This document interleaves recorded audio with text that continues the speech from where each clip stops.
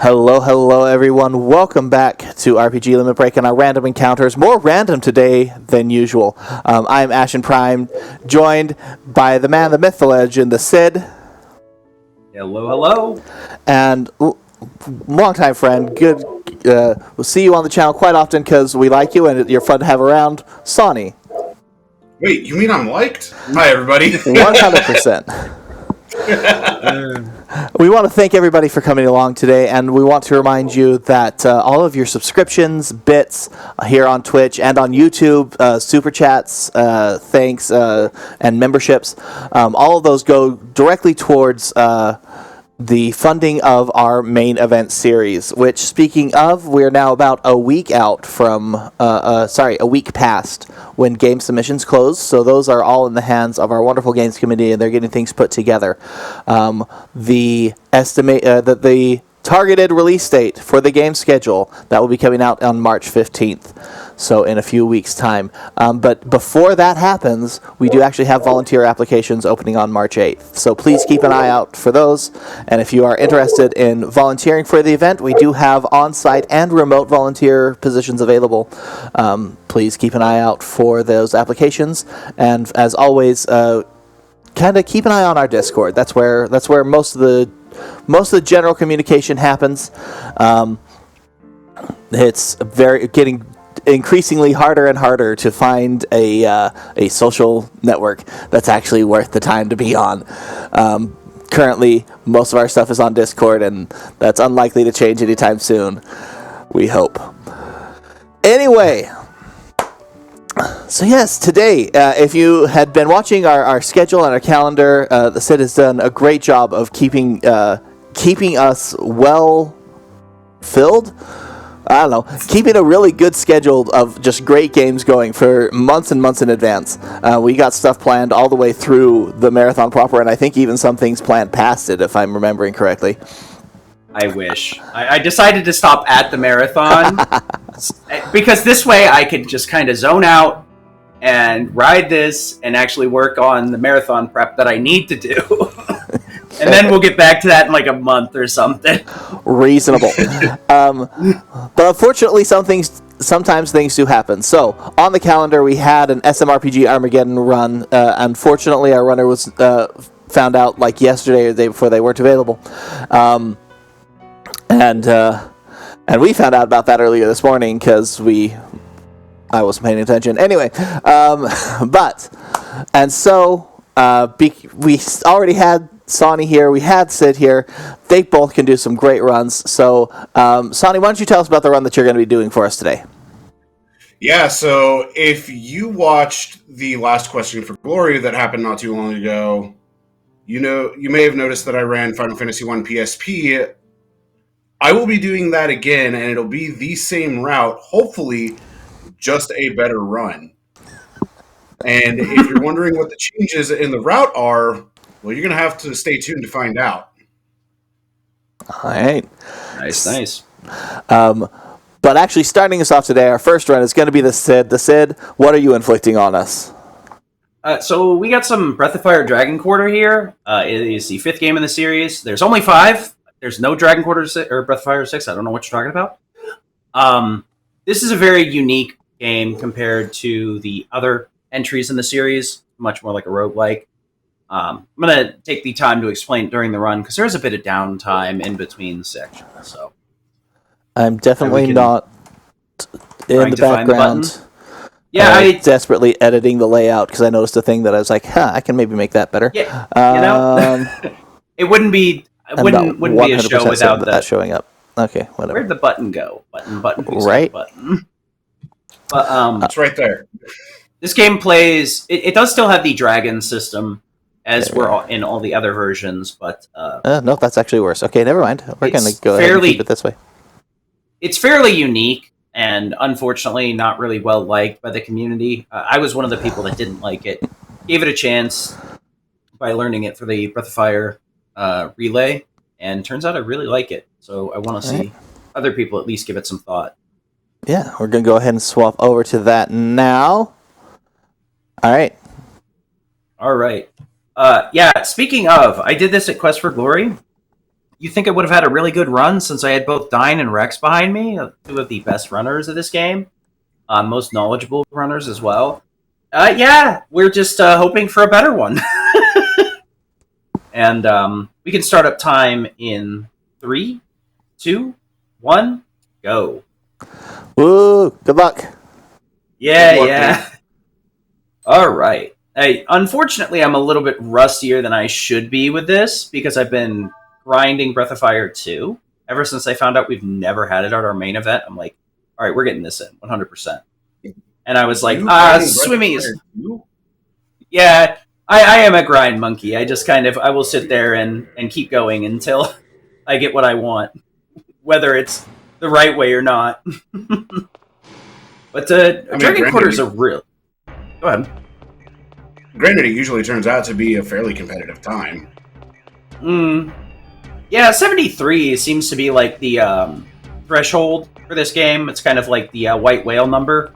I could probably push it down a bit more, but a lot of my practice is in the through the lens of a marathon run. So I play things a bit safer, maybe a bit more greedy with items than I should be. But at some point, I'll get a chance to grind this out. And I'll probably also do the 1/4 category as well, or 1/4 ratio, actually. That's basically the 100%.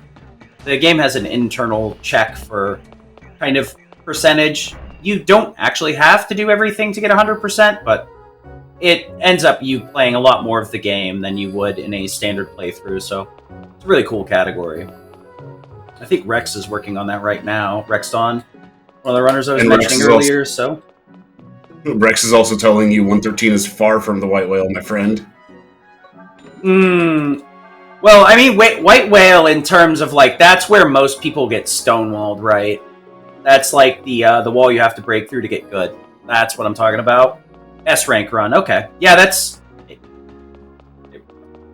we sold our tonic that we start with here. That'll fully revive a dead character, but that really doesn't help us at any point in the speedrun because of the way that we play. I might grab one later if I have enough money for safety, but it's more of an emotional support item than actually helpful.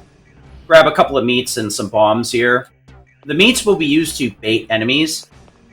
There's a pretty robust explanation of the actual system here, but the skinny of it is that the enemies can be baited by meats and mushrooms, which have a litany of negative status effects they apply if an enemy eats them. And then we can hurt them with bombs, dynamite, other things like that. You guys. When in doubt, throw food at the problem. Yep. I mean, some of these enemies have literally this game. Yeah, I love it. Hello? Yeah, some of these enemies have some very weird movement patterns, so it'll lead to some rooms where I'm just kind of hoping they move at some point. So, some of these boxes, the patterns of boxes and the patterns of enemies in these games, there's actually 2 different versions of each. Escape isn't super good, but it is worth a decent amount of money. But there's 2 different box patterns and 2 different enemy patterns, so it's pretty easy to learn. But it's not like you get one string all the way through the whole game. It mixes and matches in each individual room. So the trick is learning all these different things, and it does yield a very basic roguelike, but it's a very fun game and a very quick learn.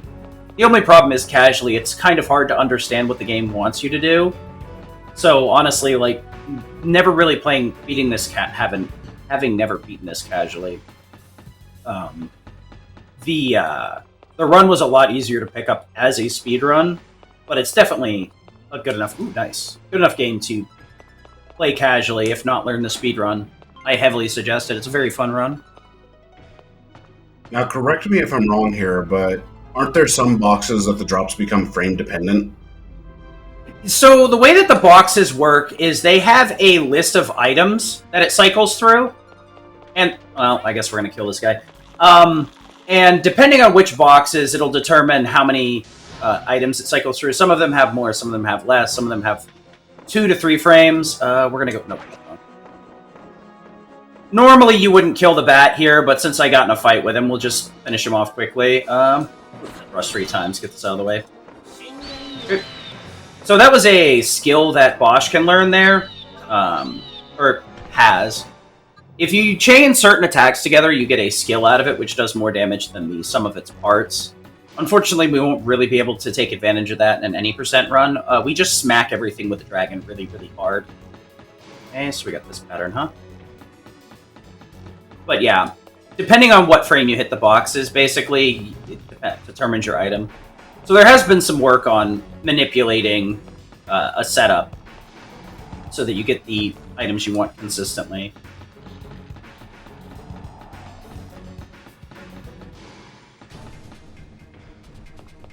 And there we go. Rex saying that the boxes have 16 slots for drops and some items will appear multiple times.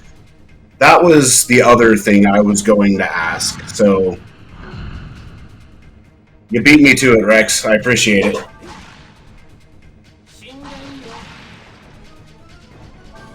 Nice miss. Good here. Yeah. Luckily, like, it's the second hit that does the majority of the damage. Unfortunately, messing that up will cost me a little bit of EXP, but that's why I was breaking extra boxes on the way down, so that I had a little bit of extra EXP in my back pocket. And you guys just, like... There you go. Let's have a get-together. That's not gonna work. That is gonna have to work. That's not what I wanted. You and your stubby kick. I might have to reset this room. Let me see here. This is a bit frustrating. Yeah, I have to reset this. So what I'm going to do is I'm going to actually come over here, pick up my bombs, and take my poison leave. I wanted to get all the enemies together there, but the these little guys are really random movement, and the big one... Oh, okay.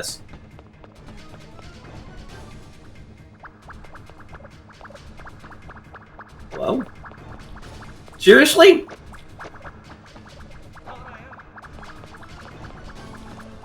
Ugh. Are you... Okay. Defeating the mama without bombs is really not a good time. Ugh.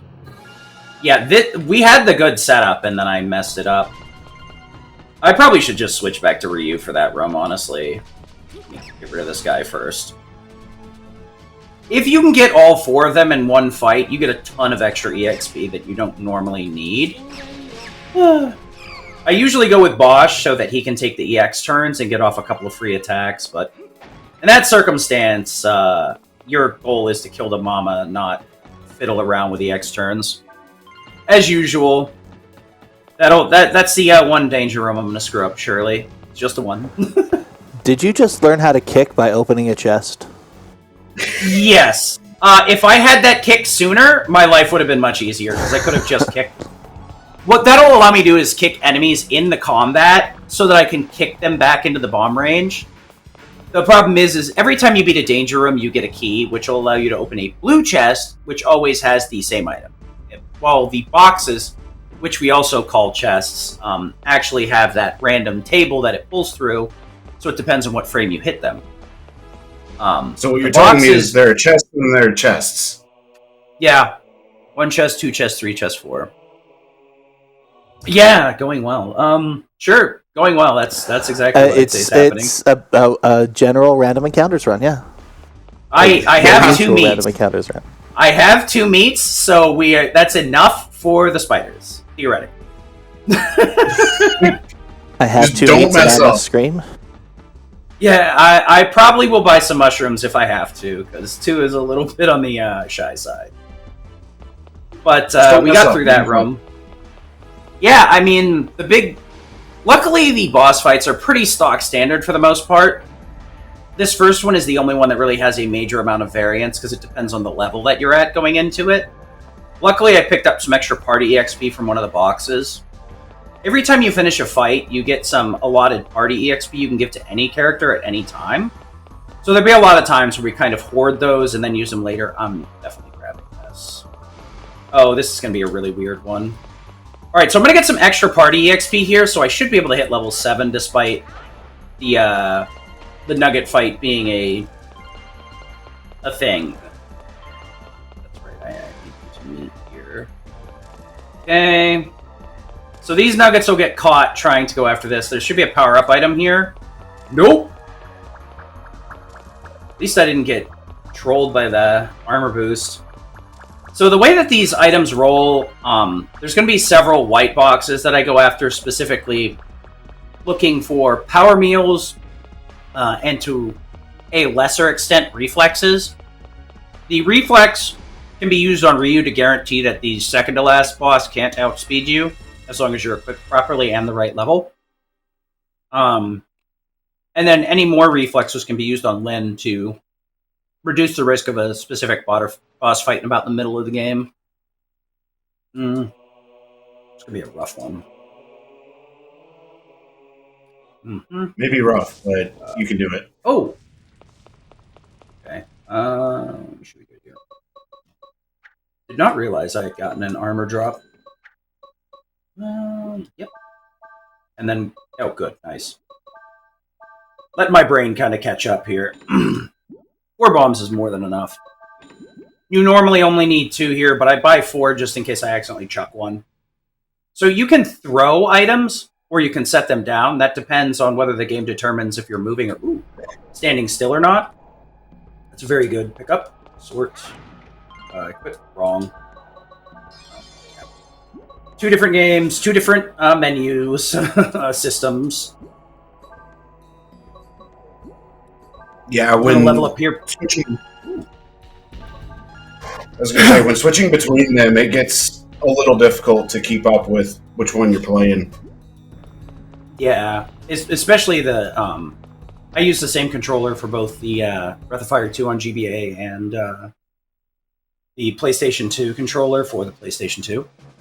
So we're going to go over to Cyclops here. We're level 8, so this is going to be really easy. We're going to have extra AP, and we're going to be able to outspeed the boss pretty much guaranteed here. I'm going to throw down a heal just to be safe, but we should be fine. I do need to cut a slice here, though.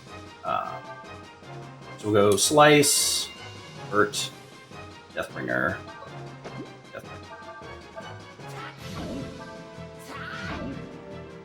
So we just want to make sure we don't push him over half. Yeah, that'll be good. End our turn here. We're going to end our turn again because we need another full combo to kill. So he's going to power charge here, or spirit charge. And then because I'm level 8, I should be outspeeding him without my shield. So we'll just do a full combo here. Okay, we're good.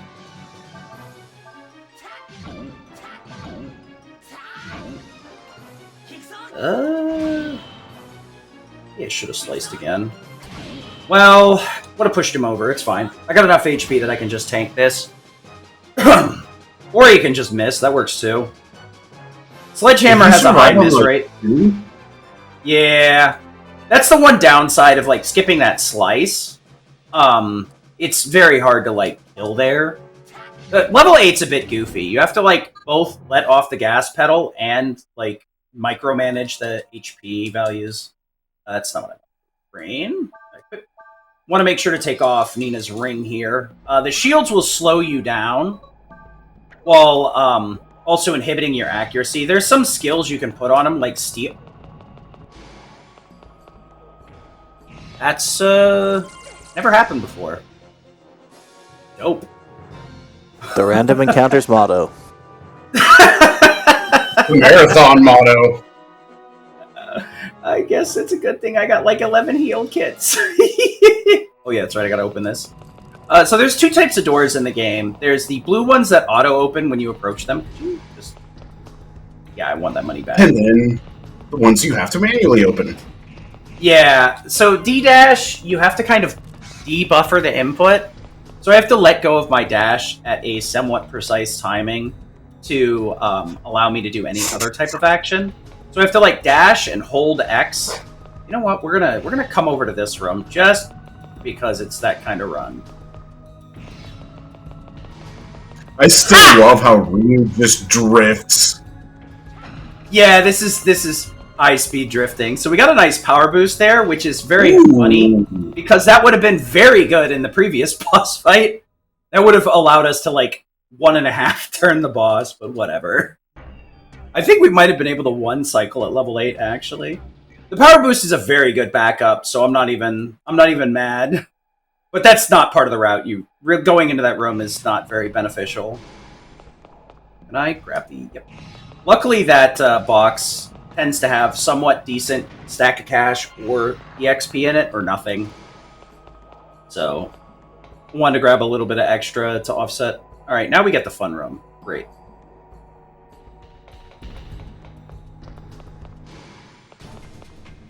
There we go. So, there's 2 rooms of spiders here. We want to do these as efficiently as possible. There is a way to do both rooms of spiders at the same time, if you're actually good at the game. And as you may have noticed, I am moderately successful. Hello? Guys? Hello? Can you... So here's the thing, like, we gotta bait them over to the meat that's on the other side of the wall. There we go. But sometimes they're like, they take a while to notice you, because you have to be in their line of sight, and it's kind of hard to tell where they're looking, because they're kind of nondescript. I could just put a bait right there in that corner. The problem is the spiders eat incredibly fast, so that's why I had to do the first segment so quick. The spider room is really like a very frustrating one to learn. I already have a power. I've watched you struggle with that room so many different times, especially while you were getting ready for Question for Glory and learning, just because that room, when it goes awry, it goes awry. So the spider room is definitely the first skill check of the game that can kind of bounce a runner off of it. But even if you're struggling with it, you can kind of push through it and get to the other parts of the game, and then come back to it and refine it a bit later. You should be in a good enough spot. But yeah, we did get access to the D-dash here, and we do have this mysterious cube. That'll be explained a bit later. But we got this nice ability that we have access to for this short segment here. And we also picked up Nina, who is a mage, and Lynn, that is a gun mage. Yeah, sure, let's go with that. Nina can cast some very strong spells. Magic scales really weird in this game, so for the most part, we're not worried about we're not worried about getting stat boosting items for magic. We only want stat boosting items for physical or speed, because power meals scale very well. Power boosts are okay. They can be helpful in some scenarios, but it really depends. So we did get an armor drop, which is going to be a huge amount of money. Any piece of armor that isn't Nina's is almost guaranteed to be about $500. Plasma gear and impact. Ooh, that's a lot of money. We are really good right now, despite my chicanery. This next room will actually be used. Go ahead. You got a fat stack as any. Yeah, I tend to be very lucky with my money. Danger rooms, not so much. Yeah, danger rooms have always been a pain point for you. It does get a bit frustrating, honestly, because I practice them off stream and they don't usually go that bad. So, I mean, I guess if it's the nugget room, you know. Anyway, so this room right here is pretty consistent. Ryu turns into a dragon. We'll be able to use the Dragon Breath command here, which is just a giant beam attack, to one-shot the entire room here. So I got to do a little bit of setup, though, to minimize how much beam I have to use. I'm going to actually lay down a couple of G-flares here. This is the spell Nina comes equipped with. It's actually very powerful. Does a pretty decent amount of damage, and you can use it basically like the bomb traps, except you can set them during combat. You may notice that there's a magic meter to the side, so it does limit you up to 3 flame traps. So they did realize it was pretty powerful. On top of that, use Atom. Go ahead. Those flame traps will come in handy later on for a boss fight. Overshot it big time. Bit rusty, but I can make it work. That's closer to the no flame trap strat, but that still means I'm within variance. So this counter up in the corner is going to be our determining factor as to whether I can finish this run or not. Fortunately, I have plenty of safety saves so that I can just reset and pull up a save in those areas. Juju is the magic boosting item. unfortunately will not be helping us. Gonna, oh, I actually let me get my extra stuff out of here.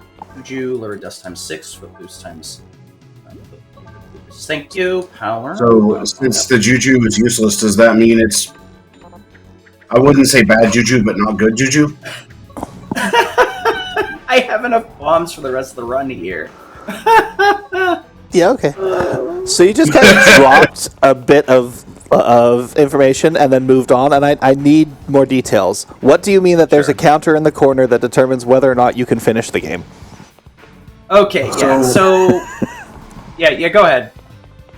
So that counter is the D counter, and if it reaches 100%, it's game over. Yep. Oh, cool. Yeah, you have to be able to hit 100% in the final boss fight, and if you hit 100% any time before that, the game triggers an automatic reset.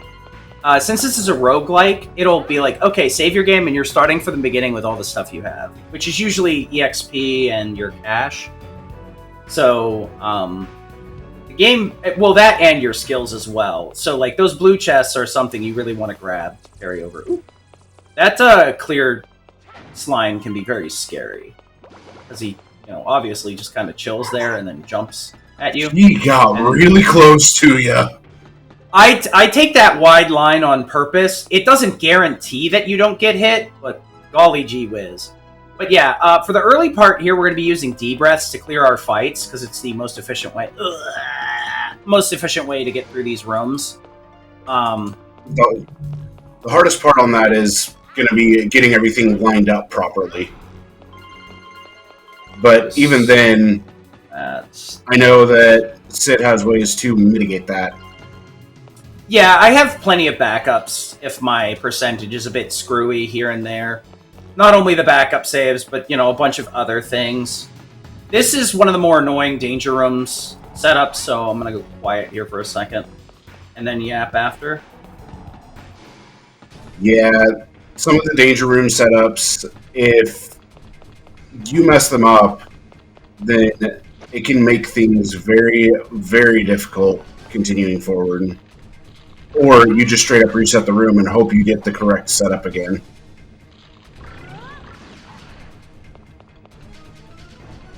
Should have everybody here. There is absolutely no reason for a creature that large and with that many tusks to have to carry an axe. That's just gratuitous. They hit about as hard as they look like they hit. Okay, good. So we're going to use a beam here to clean up this room real quick. This is another room I tend to go over. Alright, we are aiming for 310. And I didn't overshoot it all the way. That's the damage value you'd be looking for if you didn't hit them both with a bomb, but still within variance. I've definitely used way more beam in that fight before, so 5 below 6% is good. We're not very much below it, but there's some other places I can squeeze the percent back. Honestly, it's not that dire of a situation. And so managing that counter, is there any way to lower it, or is it just making sure you don't go too high? Or don't gain too much? Basically, it'll be cutting corners on doing fights. I'll do the fights in a slightly different way to spend a bit less.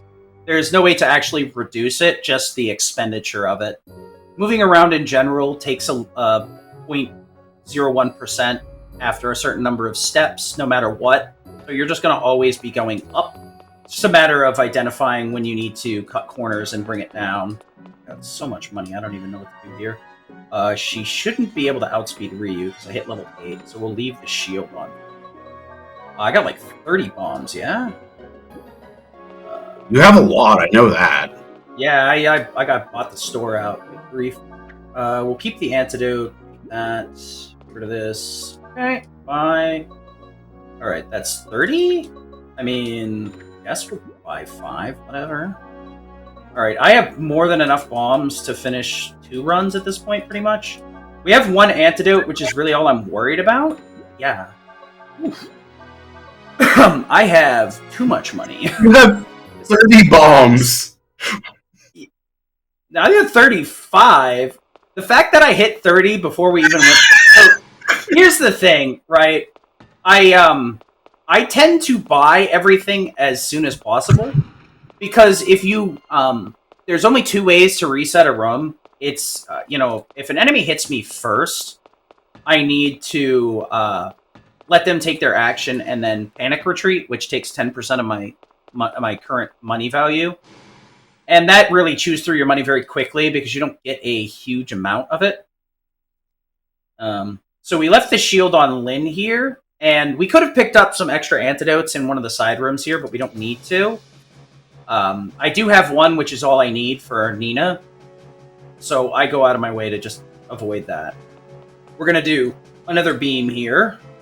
Luckily, our weapon and the beam damage are independent of each other, so even though we have a garbage starting of the game weapon, it does not matter right now.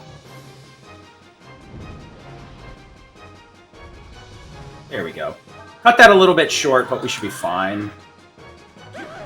You know what? We'll use one of the power boosts just to make sure. We have it. We got it. Why not? Might as well. I mean, at the amount of damage that I left him with, it wasn't guaranteed that Ryu killed there, and it would have just been a waste of time to switch back to Lynn and let her pot shot. Because at this point, Nina still only has the G-Flare, so I can't efficiently move enemies into the G-Flare for the massive amount of damage that it deals. We're going to heal Ryu here twice, and then sort. Good to go. So you're going to have to deal with some popping here from the poison. It's not too terribly bad. The thing is that Lynn is only needed for a mid-game boss fight, and then that's the end of that. So we don't really care if she survives past that point. So I'm actually going to leave her poisoned on purpose, so that I'll just heal her up right before that fight so she can tank all the hits she needs to. And then I'll be able to slowly drain her HP down later through the course of the run, so that if things go a little bit goofy, I can very efficiently just let her get tagged by something and steal her EXP and redistribute it. Because there's 2 types of EXP. When you clear a fight, depending on your conditions, you get bonuses. How many enemies, whether they're eating a bait, which enemy you started the fight by hitting, a few other things like that will give you bonuses. So basically, we want to make sure they're still eating bait, and we get as many enemies in a fight as possible, and a few other small factors, like doing it in the EX turn, which is why we try and clean it up. Not because we don't want to give them a turn, but because it gives us additional bonuses. And as you saw with some of the bonus EXP, it actually is nice for hitting specific level thresholds, if not going slightly beyond them, before insert boss here. We can get some random drops to kind of go over. I've noticed that the poison sound is more of like the sound of a shock. Yeah. Okay, so we have the Goofy room, huh? Alright. This will be more money and a much more annoying fight. Okay, I guess we're doing it with Ryu then. Thanks. You know, you said Goofy Room, and I was expecting, I don't know, some variation of Dippy Dog, but this is even more goofy than I think I was expecting. What are those freaky, googly-eyed flans? The goos? Yeah, they're goos in this game, but yeah, basically they're Dragon Quest slimes. These little roaches here, if we hit them with one shot, they'll drop 10,000 zenny, which is what we're aiming for. Ideally, they don't hit you first here, so I'm going to have to try and do this with Ryu. It shouldn't be too hard. We should be fine here. Okay. I'll have to grab the money with Ryu here. So, the whole trip here is we're trying to set this room up so that we, Oh, not the Plasma Messier. I don't want that right now. Whatever. No, I have enough money that I am not using that. I'm gonna go buy the other one instead. Plus one will make my life a lot easier, especially without any attack bonuses. So that particular room is slower, but more beneficial in the long haul.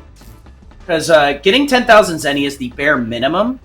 But since I got the 20 from both of them, I now have enough money to buy a bonus weapon, or well, an optional weapon that's much more consistent for marathons.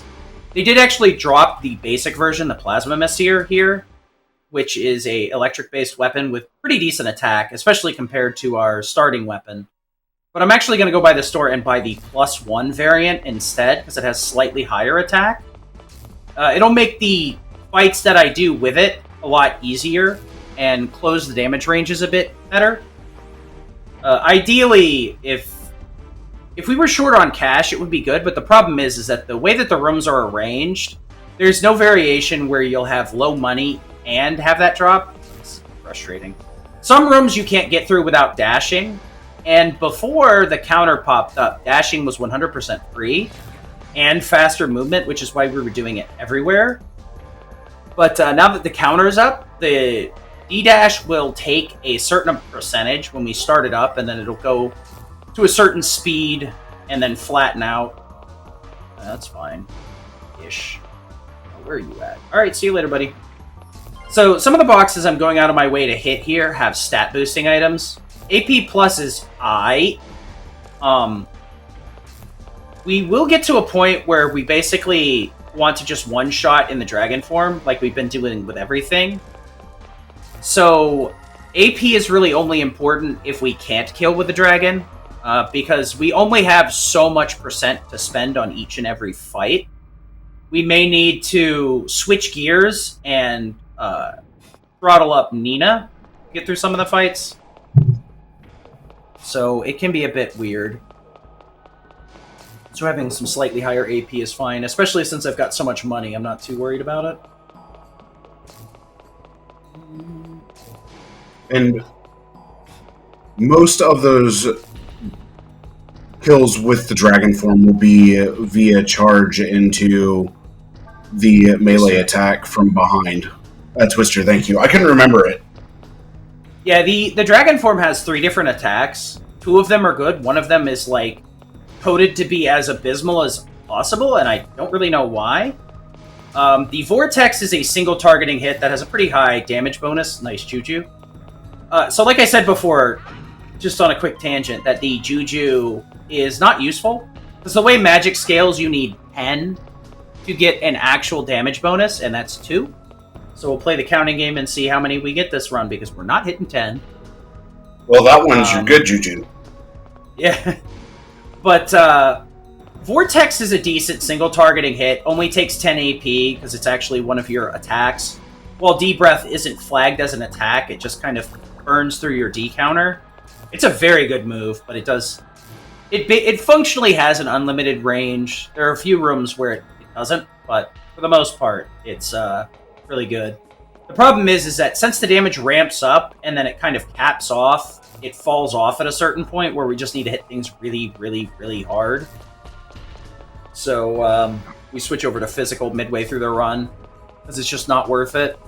And D-Breath is really good at clearing multiple enemies versus single targets. This is the area that you were practicing before we actually ended up going live here in the Frozen Road. Yeah. Yeah, don't remind me. Too late, I just did. 2, 3, 4, 5. I'll do what Rex told me to here. Blue Moon Press in chat has said that these goos are their favorite type of RPG franchise slime enemy because of their googly eyes. I think I might agree. They are adorably ridiculous. Yes, they are. Yeah. There you go. Hey, You were having issues with that in practice, and then you just nailed it there. You know, yeah, we'll give the Juju to Ryu, sure. I was just gonna do it as a joke, but I didn't even give it to the right person. Alright, sure. We're gonna do a portion of our menu here, just in case, just to make me feel better. It makes it even more of a joke. Yeah. This fight is technically optional, but we want to get the key here so we can pick up a bonus weapon here. The Cleaner for Lynn, which is extremely important for the rest of the run. Basically, this mid-tier fight that we're coming up to is really awful, And without the cleaner, we're... Oh, this is a really rough one. You guys not... Okay, that worked out fantastic. I almost got into a fight. Alright, we're good. That was a little too close for comfort. I disagree. That bat dropping immediately threw me off. Oh no! Well, she's not gonna have poison for the rest of the run. That's kind of annoying. Luckily, that was like instantaneous mess up, so I just kind of am gonna chill this out here. I'm gonna let them go back to center and just let the room fully reset here. There we go.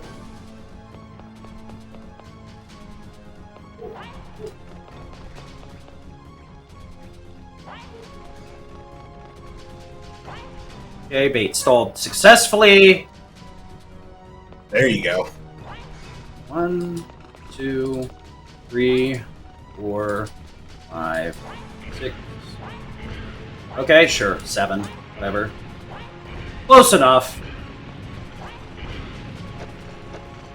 Alright, that's what it looks like if you don't say hi to the elbow of that one guy.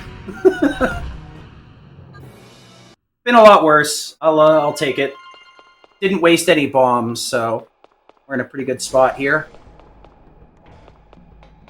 This danger room. Yeah.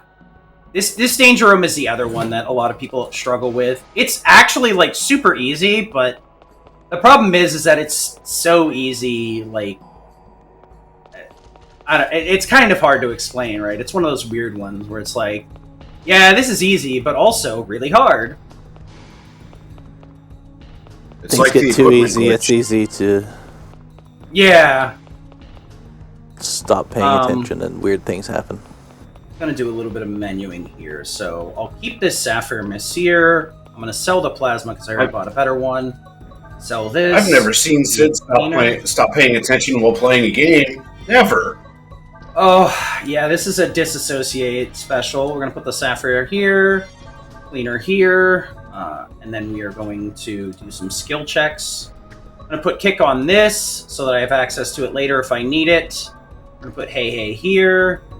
Now we're going to items sort, make sure. I mean, we got enough money. We might as well just do that. All right, we're good to go. Then we want to...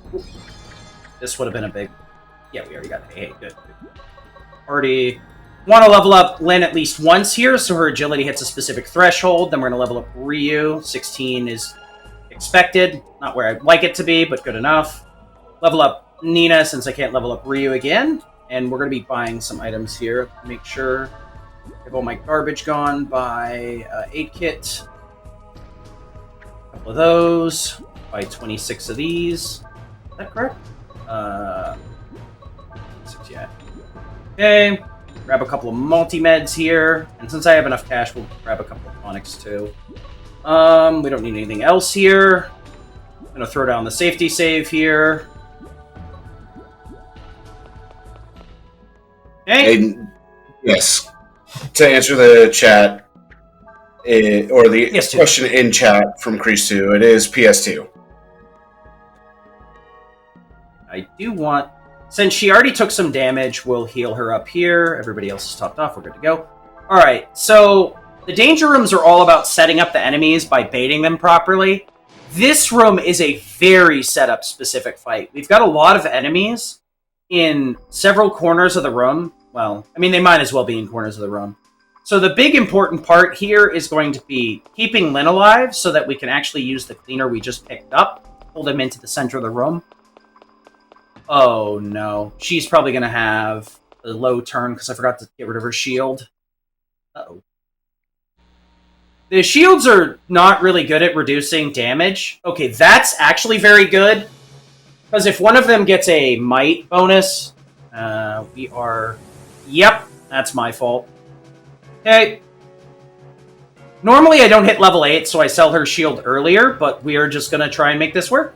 I need Ryu to go after her.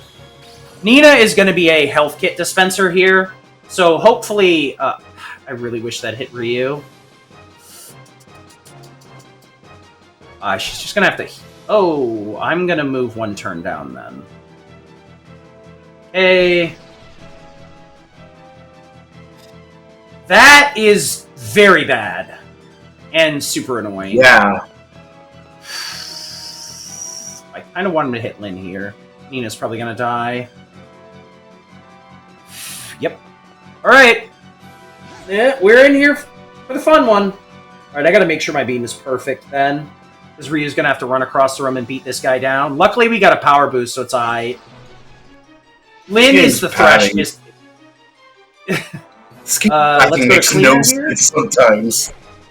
We're gonna move over here. I wanna make sure. So, we do have to move with the thumbstick here, so that's why my movement looks a little bit goofy. I'm trying to flick it.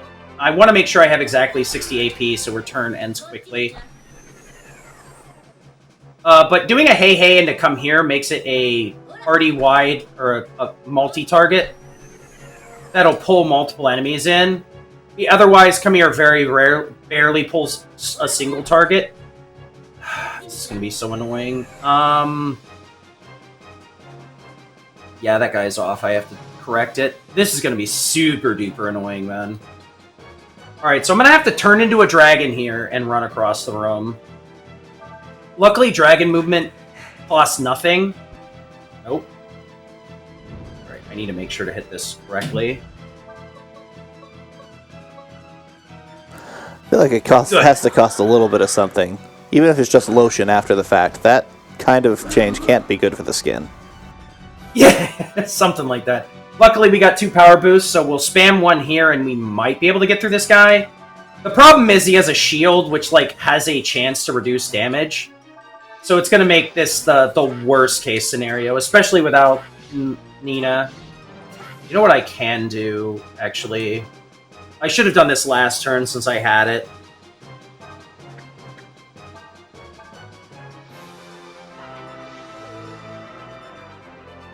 Oh man, he guarded every hit. That's rough. That's really rough. Alright, hopefully he hits and runs here. Ugh. He might 8-kit twice, actually. Okay, good. So I'm gonna try and pull him over to Nina. No! Ah! This is not what I wanted. Of course. Well, I didn't even crit frost anyway, so it doesn't matter. Great. We are in fun territory.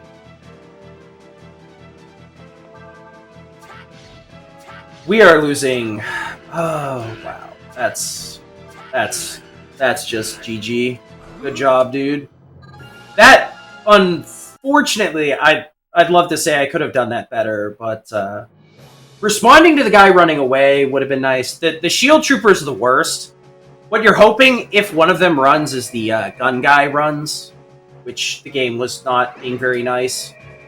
Because if the gun guy runs away, he, like, actually takes damage, while the shield trooper just, like, tanks everything. Alright, so that's storage. That's why we are very, very scared about it.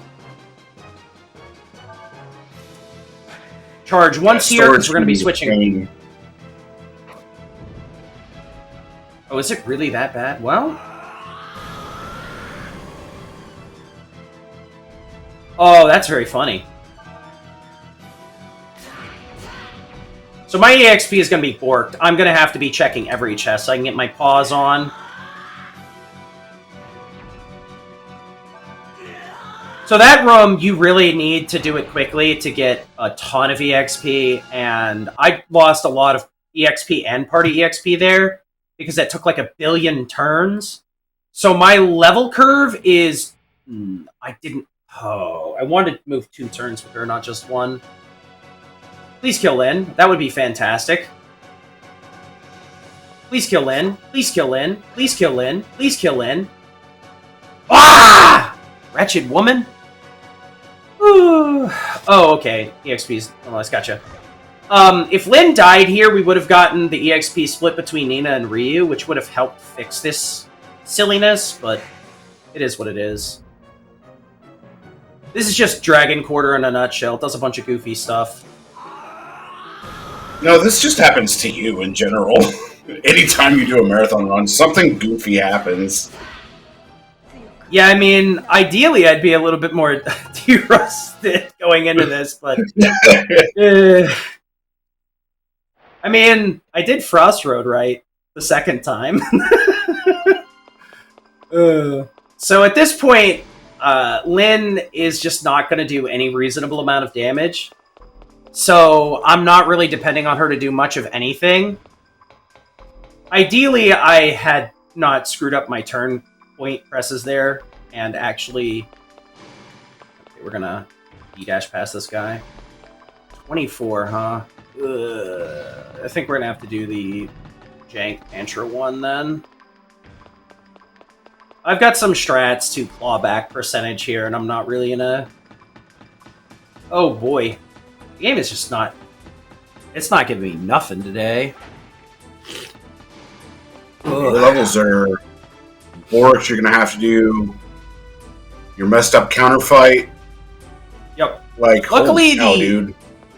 Luckily, the recovery fight on Tantra 1 ain't that bad. I think I'm just going to go out of my way to grab the 7 cents from the Cerberus, because I'm feeling some sort of goofiness in my bones here. I feel like the game is going to troll me endlessly. But that would be consistent with our random encounters experiences, yes. Yeah, I mean, I kind of should have expected this. There's something about this show, like, I don't know what happened. I don't remember when, but I must have really messed with a witch doctor or something, because this show is cursed to the T. Nobody escapes with a good run.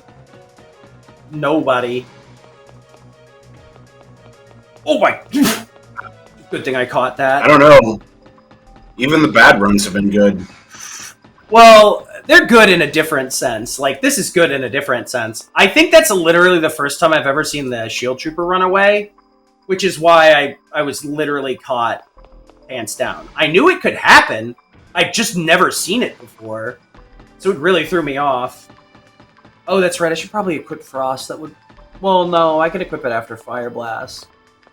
Alright, this Danger Room, if I mess this one up, we're in a really bad spot. Because I need the EXP here. Double meat. I mean, the simple solution. Don't mess it up. Yeah, right. Okay. 4, 6, 8, 10, 12... The big thing is there's another bat that really tends to get de-aggroed in this fight, and that's why I was doing that second look. You know what? Just give me everything. Nice. I was very much worried that that bat didn't get aggroed, and that would have been catastrophic. Skill, I need to give you... Oh, she does have Frost. I'm just silly. I'm a liar. Alright, we're going to level up Ryu here early. Normally, we'd level him up before Tantra 2, but I'm going to cut some corners here to make it work. Normally, with Tantra 1, you transform, charge, Twister like we did with Zeno and Asimov, the big machine. Oh, cool, we got this pattern. I mean, that's cool. Yeah, you can keep that, though. But with this one, I'm going to use Double Twister. Because you're probably thinking, okay, if charge is 2%, which, you know, obviously you're not thinking that because I literally haven't said that yet, and Twister is 0.5, wouldn't it be easier to just Twister twice? You're going to see the damage drop off here. Yeah, luckily that Baphomet room going good is extremely important. Because the thing is, There's one bat that can get separated, and like I said before, you get multipliers based on enemies. If you miss out on that one bat, you lose a huge amount of EXP. Absolutely ridiculous. And that was the same issue with the Frost Road room earlier. That's why I baited the bat that was on the far side of the room anyway, despite it looking like it's much harder to do it that way, is because you actually need the extra EXP, or else you're in a bad spot. We're going to move Nina below Ryu here. Going to D-dive. Normally I would charge Twister, and that would be the end of this guaranteed kill, but I'm going to do a little bit of a different setup here for a lower use. But you'll notice that I'm doing like mid 250, low 300. This is why we want to use the charge, because we really lose a lot of damage this way. I'm gonna take a couple of swings with Ryu here, and then ideally Fire Blast plus Frost plus Fire Blast here kills. We do it this particular way, so that he can only. Oh, we should be fine. The problem is, Tantra 1 is actually very dangerous. And if he gets a turn, he can sleep the entire party, or at least a group of characters.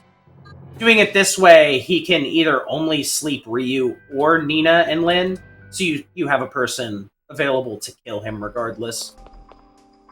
So doing all that setup is a bit, like, counterintuitive. The main part is you want to make sure that Ryu's taking the back. We always make sure to get behind characters that we're not guaranteed a one-shot on, is because we get a increased accuracy rate, which is only important for a few fights, and increased crit rate, which we have yet to see a good crit. Actually, I don't think we have seen a crit at all. I don't think we've seen a crit. Yeah. The game is being really stingy right now. So we're at 29%, which is above the max I'd like to see for Tantra 1. But it'll normalize once we hit Trinity. We should be able to balance out a bit more. Like I said, I do have some saves with lower D counters, but my max here is not like the true upper limit. And I'll probably go for that extra setup that I was yapping about. So Deegan here is basically a boss. You said it was at 29.6? 2, 3, give me a second here. Yeah, you're good. I love the prox bombs. I have to... 5, yeah, we're 1. Okay. So the prox bombs here with this specific setup hit twice instead of once, so they chew through his HP. Normally I'd count it out, but I've been trying to learn a new visual cue, but it doesn't... I'm not setting it up properly, is the issue. I was waiting for my, like, character's HUD to come back up, but I gotta figure out what I'm doing wrong with it. Haven't had a chance to sit down and grind this out the way I would have liked to. But yeah, that's Tantra 1. Or, not. We do have another boss that we can take there, but Deegan's the easiest because of that. Ooh, that's very nice, given the situation that I'm in. Okay, I'm on EXP for the moment. Very narrowly. Oh yeah, you are just on it. Gonna move Nina down and have her attack after Ryu. There is a button that lets you just swap a character down one turn. The reason I'm not using that is the little green ring that you see here will actually pull back into the character if I do it that way, which is a bit slower than doing it any other way. That is not the right angle. I think he should still be close enough. I'm just gonna have to move, I think. It's gonna be really silly.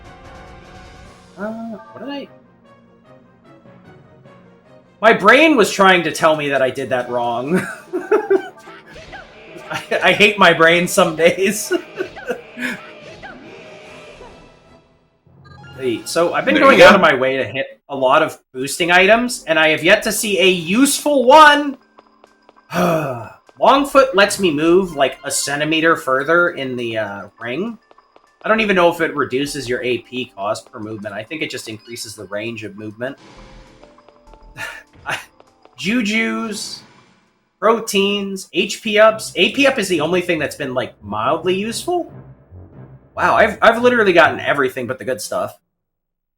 Yeah, unfortunately I got, like, a cold at the start of the week, and that's been, like, fogging me hard. Yeah, you've been fighting a lot of brain fog. I should have enough... Yeah, we have enough of everything. What am I doing? So, I could ID our weapons, but I'll do that in the next area, because the ID shop's a little bit off to the side here. I'm gonna see if... we'll buy this for now. Buster Sword +3 is acceptable. Not what we're looking for, but I guess, as a Final Fantasy VII runner, I do have to take it. I was about to say, it's on brand for you. Yeah. The AP up is useful on the first boss, yeah, because it allows you to do one extra slice, depending on the situation. The only time AP up is actually beneficial in, like, a real run, outside of the very first fight, is specifically if a boss does not die to the dragon attacks. That's pretty much it. Because the bosses very soon are going to have a shield that I have to overcome before I can actually deal damage to them. So I'm going to need a critical mass of AP. But I don't need money, I want EXP! Alright, fine. You know what? I see how it is, game.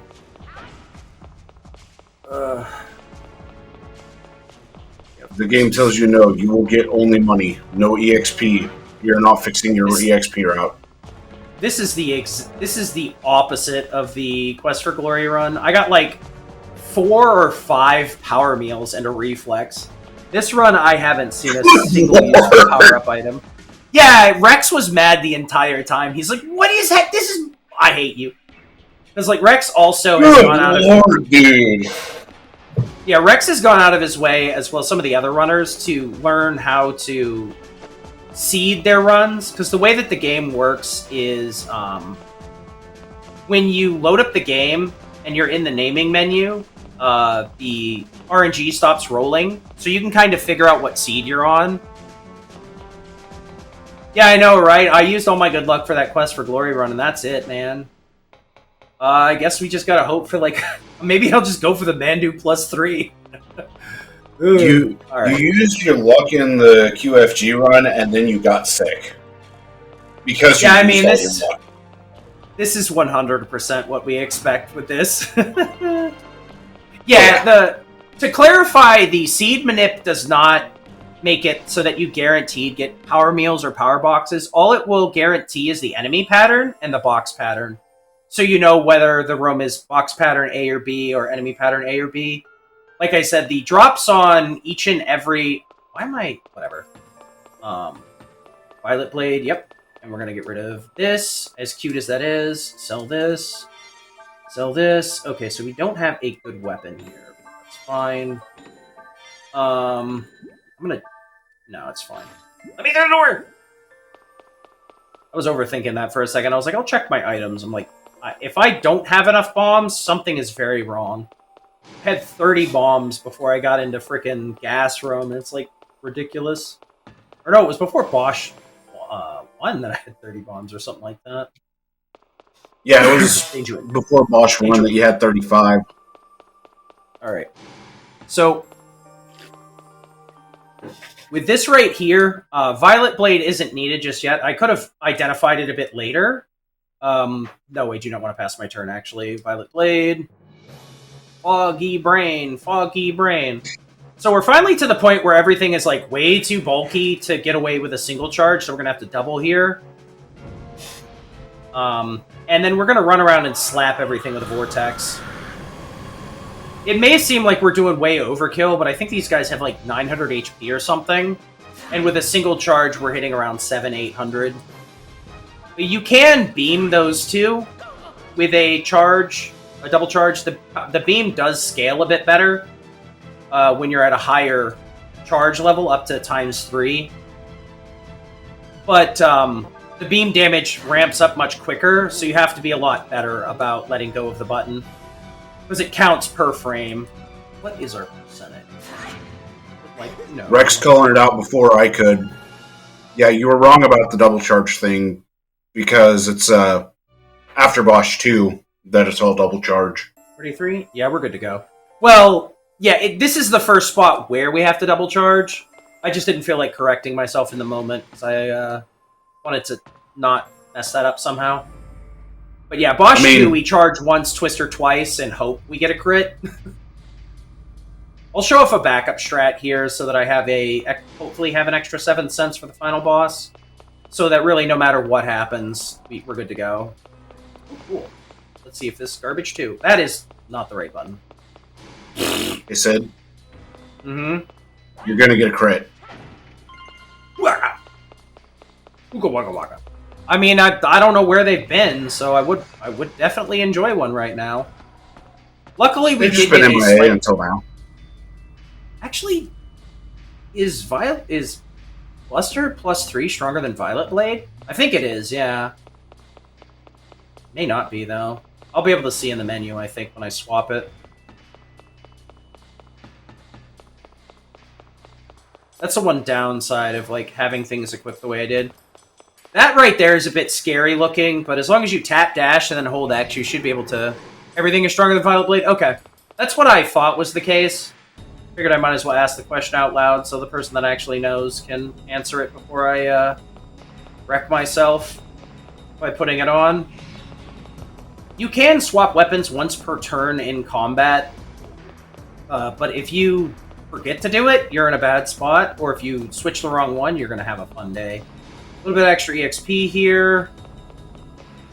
Alright. I was looking for AP charges, which will be good to get extra AP so that we can overcome that shield I was talking about later, if we get in a position where we need to do so. Okay. That's great. We're just going to dash all the way through here. I'm going to do something a bit goofy here. This is going to seem kind of weird, but there's a reason that I'm doing this. So this little guy here is a Cerberus. If you hit him with fire, he increases in strength. But if you hit him with ice, he's weak to it. It's going to be a little bit overkill here, but since I have the Sapphire, we're going to use it. Can I not? That way. Can I not hit him with head pats and treats and... Because he looks like such a good boy. I wish it were that simple, yeah. So we're going to slam away with the Sapphire here. If I had another power boost... Okay, good, we got it. Nice. So this will be a safety item for the rest of the run. Puts us in a pretty good spot. This 7th Sense here is basically a half charge. So I'll be able to use that on the third-to-last boss to sort things out and get us through the fight guaranteed. I could try and wrench back percents here, but I am pretty happy with where I'm at. I will go out of my way to put the Violet Blade back on, though.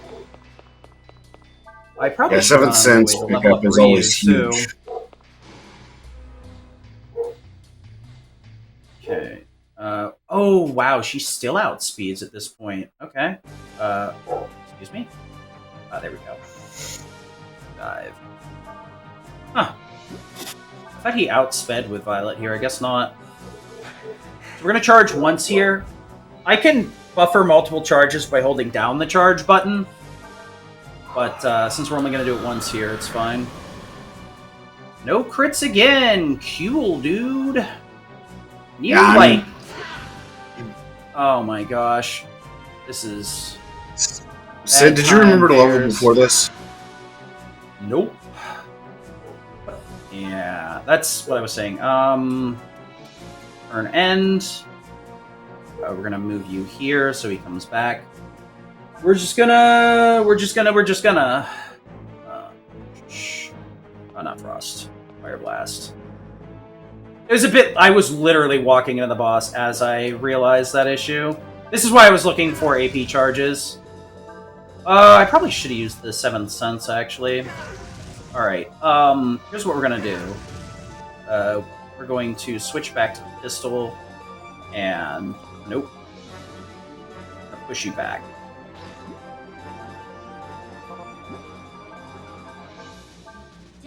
And then put you right.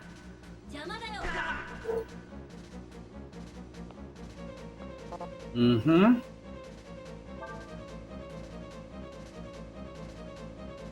Seriously? Alright, well, I guess we'll Frost and then Fire Blast. 1 AP. That might actually be a problem. Alright. Run away. Surely Lyn is very tasty. No!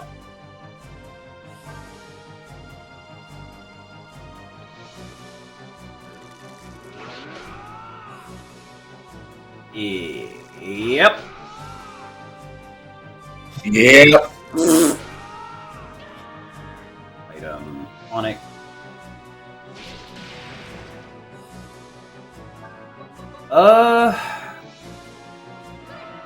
Cleaner. She should be able to kill here. Gonna be the goofiest goof that ever goofed. Nice crit. Seriously? Bro has just all the HP. Hey, we finally saw a crit. Yeah, I'm glad it was on nobody that mattered. This is the run to end all runs. That feeling when you're like... It's because beforehand you were like, yeah, I'll be able to sub 75. I mean, I haven't had to reset yet. This is definitely 75 to 80 quality for sure. Jeez, bro. They just love it. You walk into a fight and you're like, did I level? Oh, cool, it's cutscene. I don't have that luxury anymore. Yeah, because you did not level.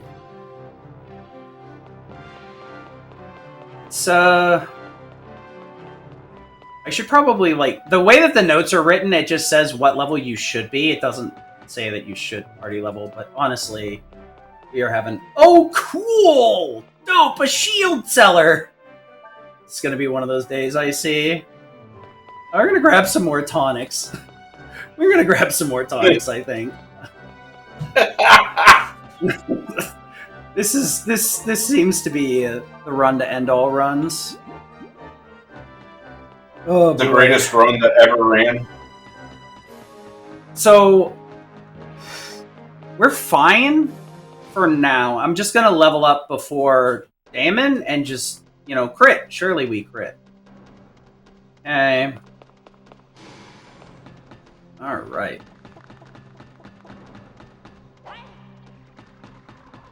You know, this wouldn't be nearly as bad if the game had given me some power boosts. I'm gonna scream. It gave you 2. Power meals, excuse me. I need more than power boosts. Oh, this is gonna be super annoying. Howdy, everybody. Howdy, everybody. Hello. Seriously? Hi.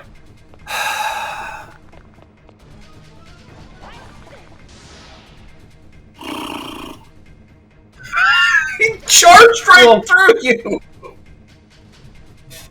Oh no, we have to reset here in a really stupid way.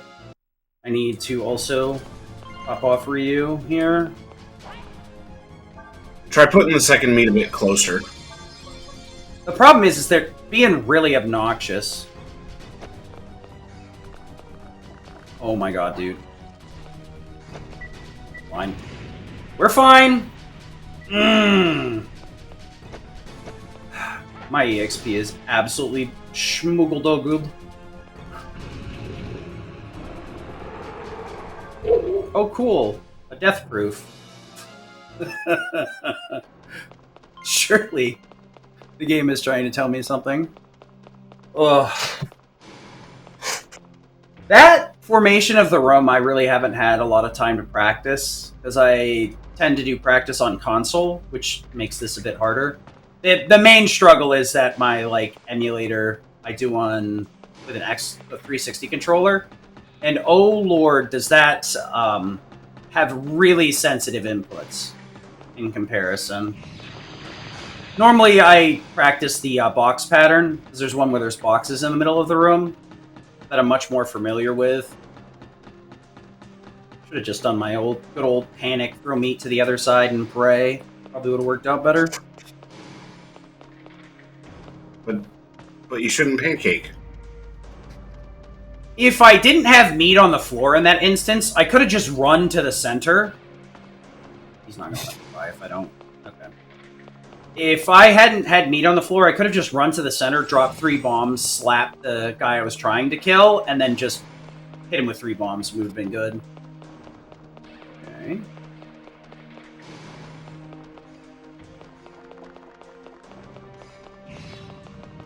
We have reached peak. Don't give a crud. I have strong words for this seed. My frame count is frame. How many bombs? Oh, I got 11. Yeah, we're good. Whoa, dude! Did I just see party XP? No, we got a power Did I just see a power meal? Finally! Game is making me tap dance like I'm selling nails. I can't really blame the game, man. though. Let's see here. Sure, you need it, you need it. Skill, no, we're good. And then I need to add EXP to you. Oh, we are on a gray curve. 26. Ooh, I might actually have to use my safety saves. All right, I'm going to put down the backup fires then. For sure Safety here. saves, what are those? Yeah. So Daemon is the first boss that has an absolute defense field. And what that means is we have to overcome a certain amount of damage before we can actually damage his life bar instead in a single combo. So that's why I'm laying down these flares like this. So that when I switch to Ryu here... yeah, we're already on what I want to be. I can slap him into the fires to do a little bit of extra damage. We're really looking for a crit here, though. We don't have a great weapon. On top of that, And, you're one level lower than what you should be. Yeah. My EXP is just busted because I'm playing like a clown right now. Well, we might be here for a while. Okay. We got a crit there when we needed it. Whew. Game decided. Oh, holy cow! Yeah, without that crit, we would not have killed. No, you wouldn't have. Not even close. We are going to be in a really rough spot here, so I'm actually going to be checking every box I can for EXP. We're also at 58 as well, which is a little bit higher than where I'd like to be, but we're good enough. Especially with the 7th sense, it guarantees that I can kill Bosch 3. However, if I don't catch a reflex here and get my levels back on track, Bosch will most likely outspeed me, which is a bad time. We are in for a... Oh, wow, that's 4. Or 3, actually. Okay. Okay, that's a little bit. That one was mediocre, Juju. Sure. At this point, I need to just grab whatever they drop and deal with it. Ugh. Yeah, it's an unfortunate consequence of the way that we do the RTMPs, so commentary is a little bit behind.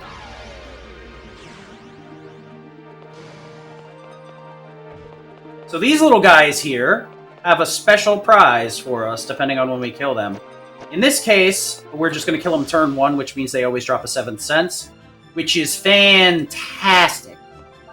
So now I have 2 7th sense for the final boss rush, and I'll have 1 more. Normally we only get 3 because of the route we take, but since I went out of my way to grab that extra one, since a lot of those fights were awful, hopefully we'll be fine.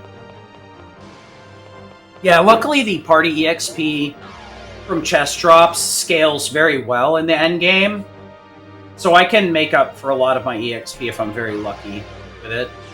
We're going to keep looking for power meals or reflexes as well.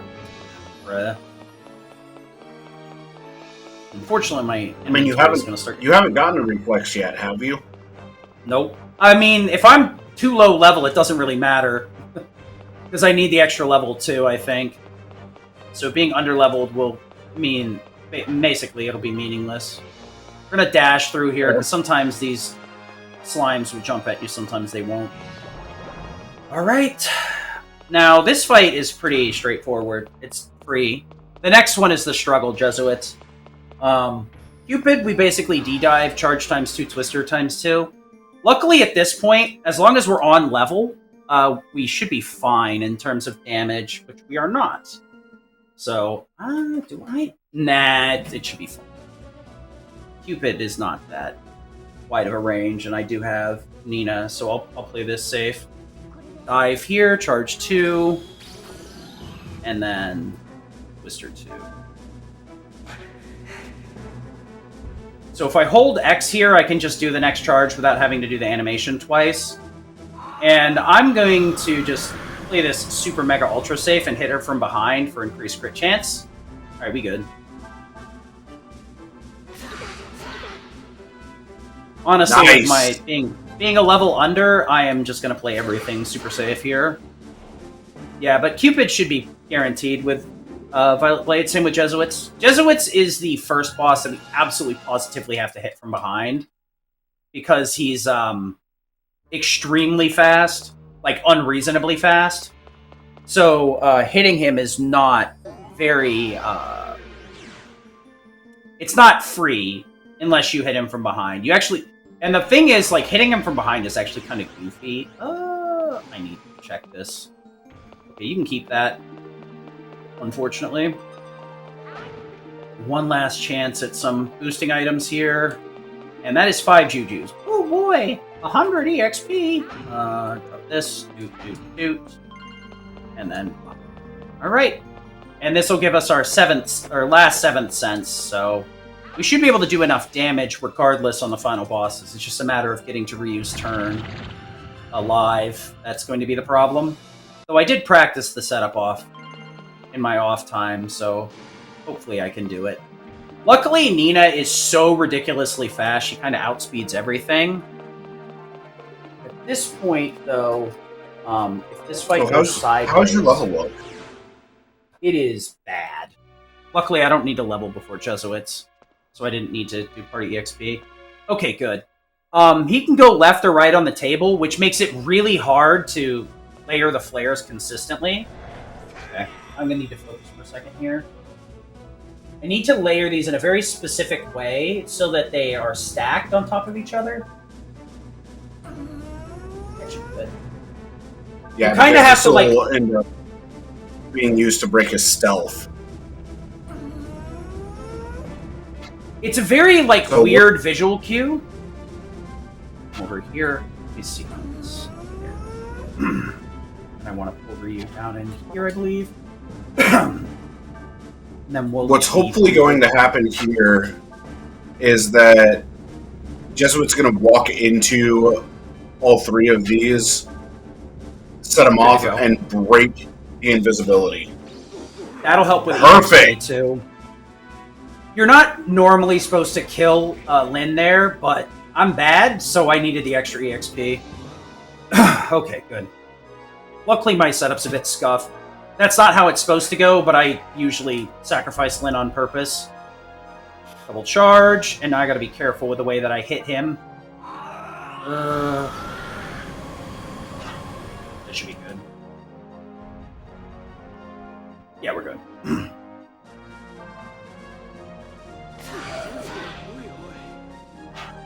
Nice. Nice Oh, twister. look, landing a couple of crits just to make me less scared. Thanks, game. Okay. So, sure. Just crit. Yeah. So layering the flares is a bit goofy there. You actually want to layer the green line on the very inside rim of the fire, because it's actually a little bit under the size of the animation. Because it's actually like the damage box of it versus like the visual box of it. So layering that actually takes a while to learn unless you're like very observant when you look at it. We're at a target of 24% here, which means I should have an extra vortex, but because I have 3 7th senses, we're good to go here. I shouldn't be able to mess this up, as long as I remember to use the 7th senses. Yeah, just do not forget to use that 7th sense, please. For the love of everything. That should put the 7th sense. There we go. Okay. So I want to level you up as much as possible, which is not going to be a lot. Level 31. We're good, boys. And by that, I mean I'm 1 level, 2 levels under. Weird. Bosch is definitely going before me. Well, 31's the minimum that you want. 33 is the maximum. Yeah. I don't think we're going to hit 33 for Bosch 3, though. We'll see. So we want to go into these fights with Violet Blade, at least the next one specifically, to make sure that we outspeed, or take our turn. Ilion here is another very high speed boss, so we need to make sure to hit him from behind. There's also a little divot in the middle of the field, so if I attack him from there, I actually can get a height penalty, and that can cause me to miss. Luckily, the way that he gets punched back and forth, it's very rare that that comes up. It's just a fun fact. We will play this super safe, though, and drop a couple of flares here. This is ultra mega safe. Since I don't have AP charges, this is the best way to handle this, because we'll get the extra damage while we're hitting him, and won't have to worry about the deficit. So here, so we go Buster Sword here, item 7 cents. I'm taking this slow. Normally you want to menu this a lot quicker, but I'm trying to make sure that my fog doesn't fog me. The double charge here. And then we're going to slap him up twice with a couple of twisters, and we should be good to go. Huh? Yeah, the flares were absolutely overkill, but I don't feel like playing stupid games and winning stupid prizes right now. There's no reason to play stupid games and win stupid prizes at this point. With how silly this run has been and how every marathon run of this seems to be, well, for me anyway. The other runners actually know what they're doing, so this rarely happens. I mean, your marathon runs always tend to be wild in some way, shape, or form. 3? Alright, we're good then. We have no reflex, so there is a slight chance that Bosch outspeeds me here. But we should... There is a setup to get first turn here, or bait Bosch into not wrecking me.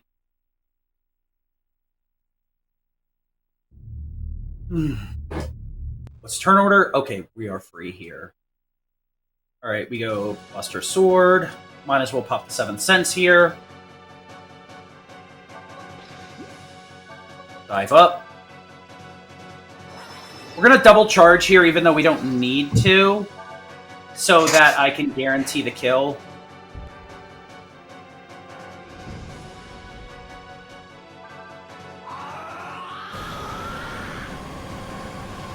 Alright, we're leaving here at 88%, so I'll have a little bit more than I need to, by quite a bit.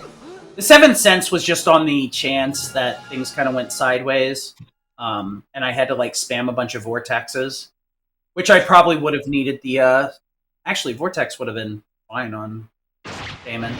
So we'll skip our turn again here, and because this guy is so slow, Ryu gets to go first, drop another 7 cents here, and Buster Sword to Dream, baby! Dive up. Since my D counter is so low, in terms of, like, I have extra, we're going to charge 3 times here to speed this up a bit. Yeah, because that'll use about 10% of the D counter in order to be able to get to the end cutscene a little bit faster. Yeah, ideally, I spend this D counter on dashes throughout the course of the run. We should be good to go here. Yep. Alright, so time comes up when the Elgato decides to disconnect and shows the capture. No capture. There's actually, yeah, the game switching from the frame rate of this to the actual final cutscene is what the time is at. It is very underappreciated. This is definitely a no reset dot run. We can't kill here. The game just ends when we hit 100%. We get one more cutscene here, and then it'll go, Elgato, no understand frame rate change. Give second, please. I'm waiting for it. Yeah, right. Time. Suddenly, boop. Oh, that was a run of this game. Good job, Sid. Definitely. GG. That's definitely what I would expect out of a D-Rust run. Hopefully, if we do get this into the main marathon, we can get a much better show going. If nothing else, Swimmy can perform a much better run. A little bit rusty on this because I've been grinding Breath of Fire 2, but, you know, I know how to do the run. I swear. No, that was a ton of fun. And of course, I mean, I wish it wasn't So it didn't happen so often that it had become a joke because it's kind of annoying. But yeah, no, there's something about this show. There's something about this show, man. I don't know, but Yeah, there was definitely a few have never happened before. Is that I'm just like, really? How? But why? yeah. Yeah, thank you, Sid. I also want to thank Gangrel EU, who resubbed during that run, has been subbed for 39 months on the Twitch channel. And so thank you so much. And again, a reminder to everybody that subs and bits on Twitch, on YouTube, channel memberships, and super thanks, which you can even do to the VOD. Those all go towards our main events. Those goes towards funding the main event, which is happening in just a couple of months in May. I should have those dates off the top of my head, and I just straight up don't, so I'm having to quickly pull them up. There they are.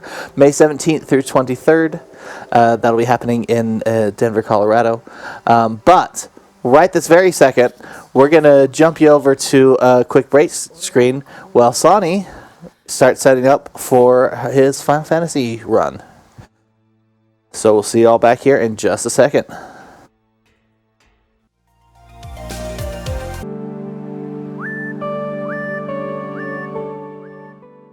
Welcome back, everybody. We are super excited to have you all here again. This is RPG Limit Break's Random Encounters, more random than usual. Too fast, too random? I don't know. Some variation of that. But we just got done with I'm going to say a wonderful run, because I thought it was very entertaining, but, Sid might have different ideas of whether or not it was good. Although he also seems like he might be frozen now. Yeah, he's super frozen. Sonny, what did you think of Sid's run? It was a very We'll run. be back in a second. Yeah, there it goes. There he's back. There he goes. Great. I just went with the. Oh, he's frozen. Refresh. Okay, got it. Fantastic. It was a very run. Yeah, Sid's run was a run. How's your run going to hold up in comparison, Sonny? I don't know much about It's going to be a very run as well, because we're hoping for a 1:36, 7 minutes in. So if that doesn't tell you how much luck matters, I don't know what will. All right. Well, before we swap over, I want to again remind everybody that we are, of course, part of RPG Limit Break. Our big yearly marathon is coming up in May. The dates are May 17th through 23rd. It'll be in Denver again this year. Different hotel, if you were at all concerned about that, and most of us were.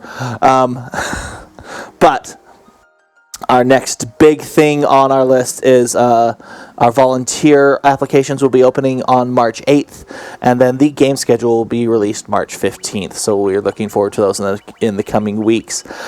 If you do wish to support us at all, subscriptions or bits on Twitch, on YouTube, that's channel memberships or super thanks are the things that go towards making the event happen. All of the proceeds from that go to RPG Limit Break and are used to make sure that the marathons. All of us here right now, we're volunteering our time and talent, so we really appreciate everybody who's on the shows and helps with that as well.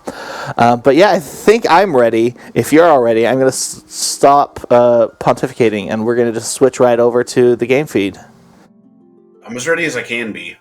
Yeah, so I'd say ready. Ready is a strong word in this instance. Yeah, so welcome to Final Fantasy I PSP, where things are going to get very broken 20 seconds into the run.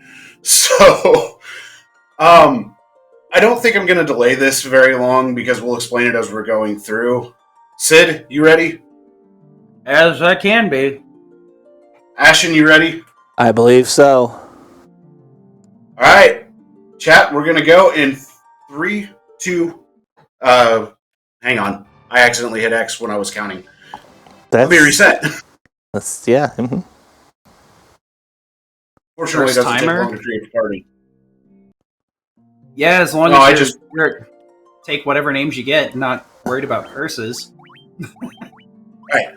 3, 2, 1, go! It's a bit of superstition with the names here, that some have some very bad stat growth. I've tried to talk Sonny into an all-curse run, but he's not having it. So with this show, I think it's going to be all curses, whether we want it or not. We do get a DAS feature for double speed here. We're going to set our cursor to memory so that we can do what we're doing right now and message speed fastest. So the PSP game has a very weird glitch. And by weird glitch, I mean extremely potent that busts the game in half immediately. Weapons and armor share the same ID. And because of the way the game handles your cursor, you can actually go to equip a weapon and then try and equip it on your armor slot, which will pull that same ID but to a different armor. So the hammer right there actually shares the same ID as a knight's armor. So we just put knight's armor on everybody, and on the glove slot. It's nothing too complicated. Yeah, it definitely wants your white mages wandering around in knight's armor. Yeah, so obviously the knight's armor is, knight's armor. The thing is, we're supposed to get this after this area, and it's only something we can put on the warrior. So everybody is basically going to be taking 1 damage for the entirety of this segment, outside of some high rolls, crits, things like that. The downside is, however, there is a massive weight penalty to the knight's armor. So running can be very difficult in this early segment. Luckily, it hasn't been too bad. But it is a thing that can bite us in the... I give up. This guy. Just keep going. All right, I absorbed all the bad luck. Good to know. Let's get this going. So we're at 6 encounters with an ambush. This is fine. The ambush is just something you have to expect. But for the most part, we're looking for specific armor and weapon opportunities that roll into a very powerful ID. So first thing we used was the hammer. Yep, we used a hammer to get the knight's armor. The leather cap here actually shares an ID with a weapon that's not in the standard NES release, and not in some of the more modern releases as well. The Judgment Staff. Judgment Staff is a GBA bonus dungeon item, which the GBA bonus dungeons are also in this version, and there's an additional bonus dungeon in the PSP port. If you're not familiar with it, which I think a lot of people are because it's in other games as well, but the Judgment Staff has very high attack and accuracy compared to any of our other options at this point, and it just casts Flare. Or Nuke. Pick your poison. Now, it being the ultimate black spell in this game would make you think that you would just spam it. Unfortunately, the animation's about 8 seconds a pop, so we're just going to bonk Garland down here instead of using the Flare because this is much quicker. Just hit him with a stick. Yeah, just hit him with a stick. I'm gonna knock you down. Whap, whap, whap. And he falls over. The towel of Teddy Roosevelt. Speak softly and carry a big stick. Yeah. Always. But we would... You're probably thinking, okay, so we're just gonna spam Flare at every fight now, right? We're hitting a normalization. No. Because it's 8 Very seconds a no. pop, and every fight really doesn't yield enough money or EXP to even be considered valuable. We're going to be still running from everything. So the knight's armor can still be a pretty big pain in the butt here for a decent-ish portion of time. Once we finally get a chance to upgrade our equipment, which we will upgrade several times throughout the run, more so when we find an item that has a good pairing from either an armor slot or a weapon slot, depending on which. I believe the next one is... The next one will be the Mithril Hammer into the Thief's Armlets, and then the Bronze Gloves into the Sage Staff. Yeah, so we got to make do with what we have, which is that's kind of a make do with what we have is a pretty misleading way to put it. Because honestly, no other Final Fantasy 1 run has this ridiculous amount of survivability and ridiculous amount of just kill button. So, mainly we're just hoping on runs to get our to get a good time here.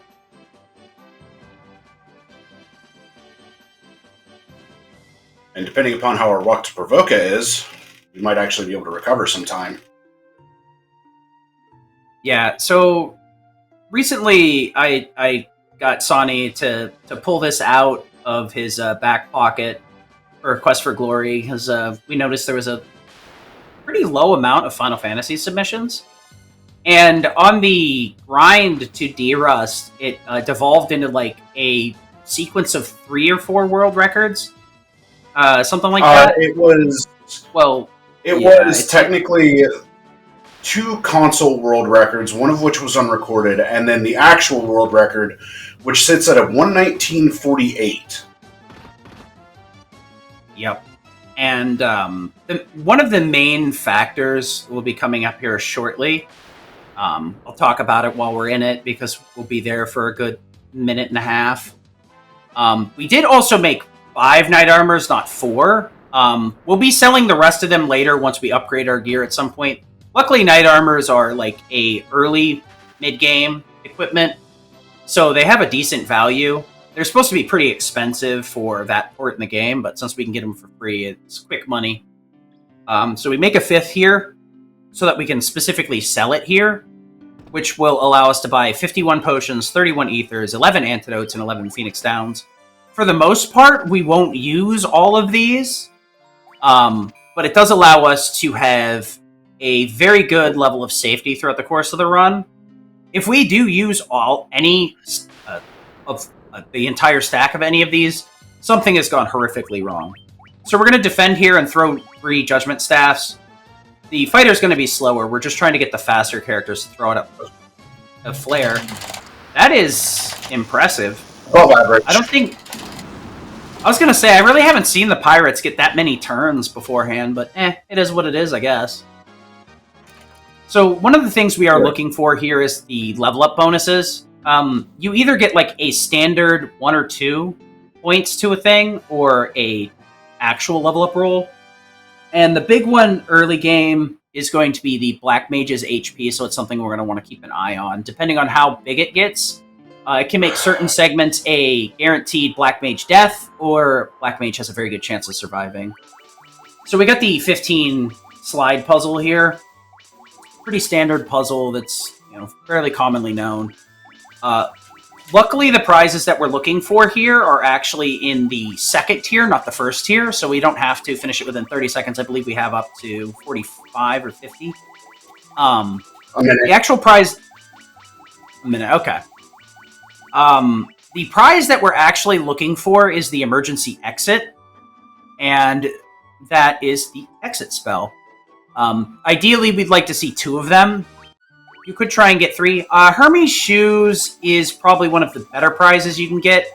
It's still not the one that you want, but it is definitely beneficial, because then we can cast Haste without having to use it on the Black Mage, so it'll allow us to set up our offense a little bit faster on the final boss. Okay.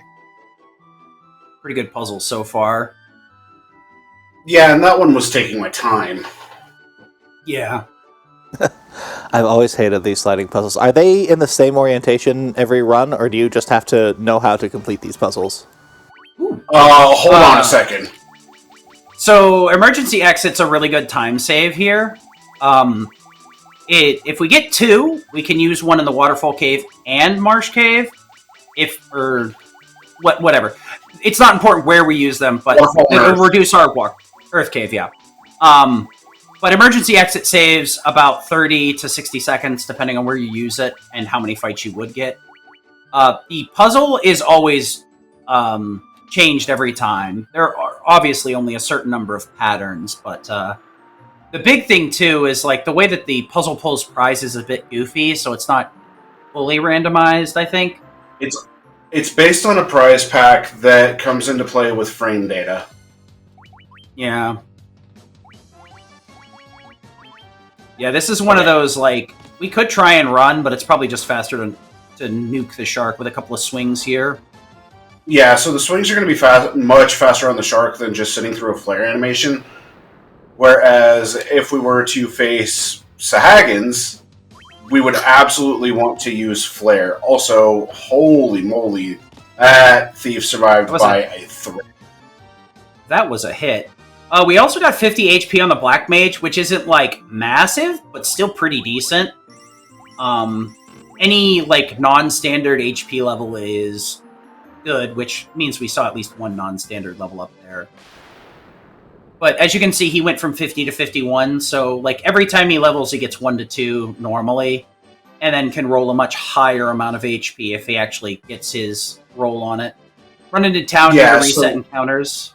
Go ahead. The level up growths are very much random, so you can't really rely on having a high HP Black Mage or even Thief for that matter going into your late game. Yeah, funnily enough, the White Mage has a pretty good stamina, so they'll get a lot of HP, as will the Fighter. This may seem like a bit of an unorthodox party, but a lot of the issues with like the Thief have been fixed in every release that isn't the NES version. So they're actually fairly good contributors to combat. One thing of note is we actually aren't going to be classing up in this run. Really, it would help with our stat growths and give us access to warp/exit, but it ends up costing like 2 minutes overall. At the cost of some... as well as potentially haste on the ninja. Yeah, true. So there are a few factors, but overall it loses time, unfortunately. Yeah, so with the trip to get the rat tail, it ends up wasting so much time in the speedrun than it could potentially save. And that's why the previous record before was a 122, and then it got dropped to a 120 after this route was worked on and mastered. Yep. That was part of, so we're looking... we can get anywhere from 2 to 4 Pisca Demons here. We want to see 3 or 4. 3 is the preferred, because ideally we don't have to see them all punch us like this. We need 3 as a minimum for the amount of EXP we want to get out of this fight. 4 is a little bit extra. We could have gotten 2 here and been fine. Oh yeah, we did get that extra shark too. We got 2 sharks. You're right. But yeah, luckily we have got the 1 exit, which is the big time save. Because the Waterfall Cave is a pretty rough one, pretty high encounter rate. So having access to the exit allows us to guarantee a pretty seamless escape. Ooh, this is not a good encounter.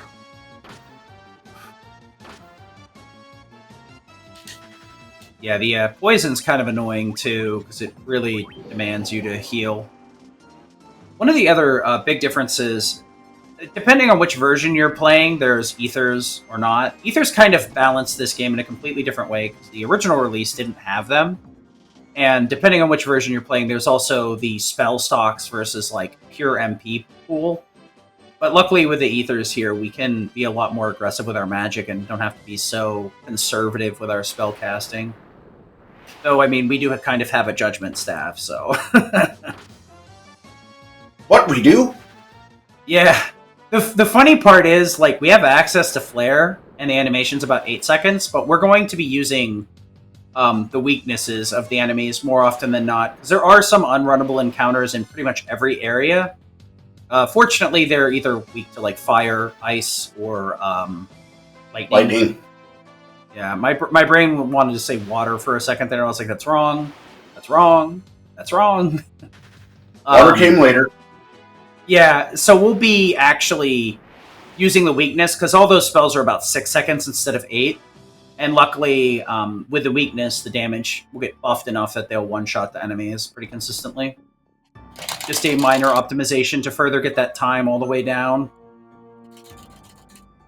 So we had to do that dive to get the crown for Astos here.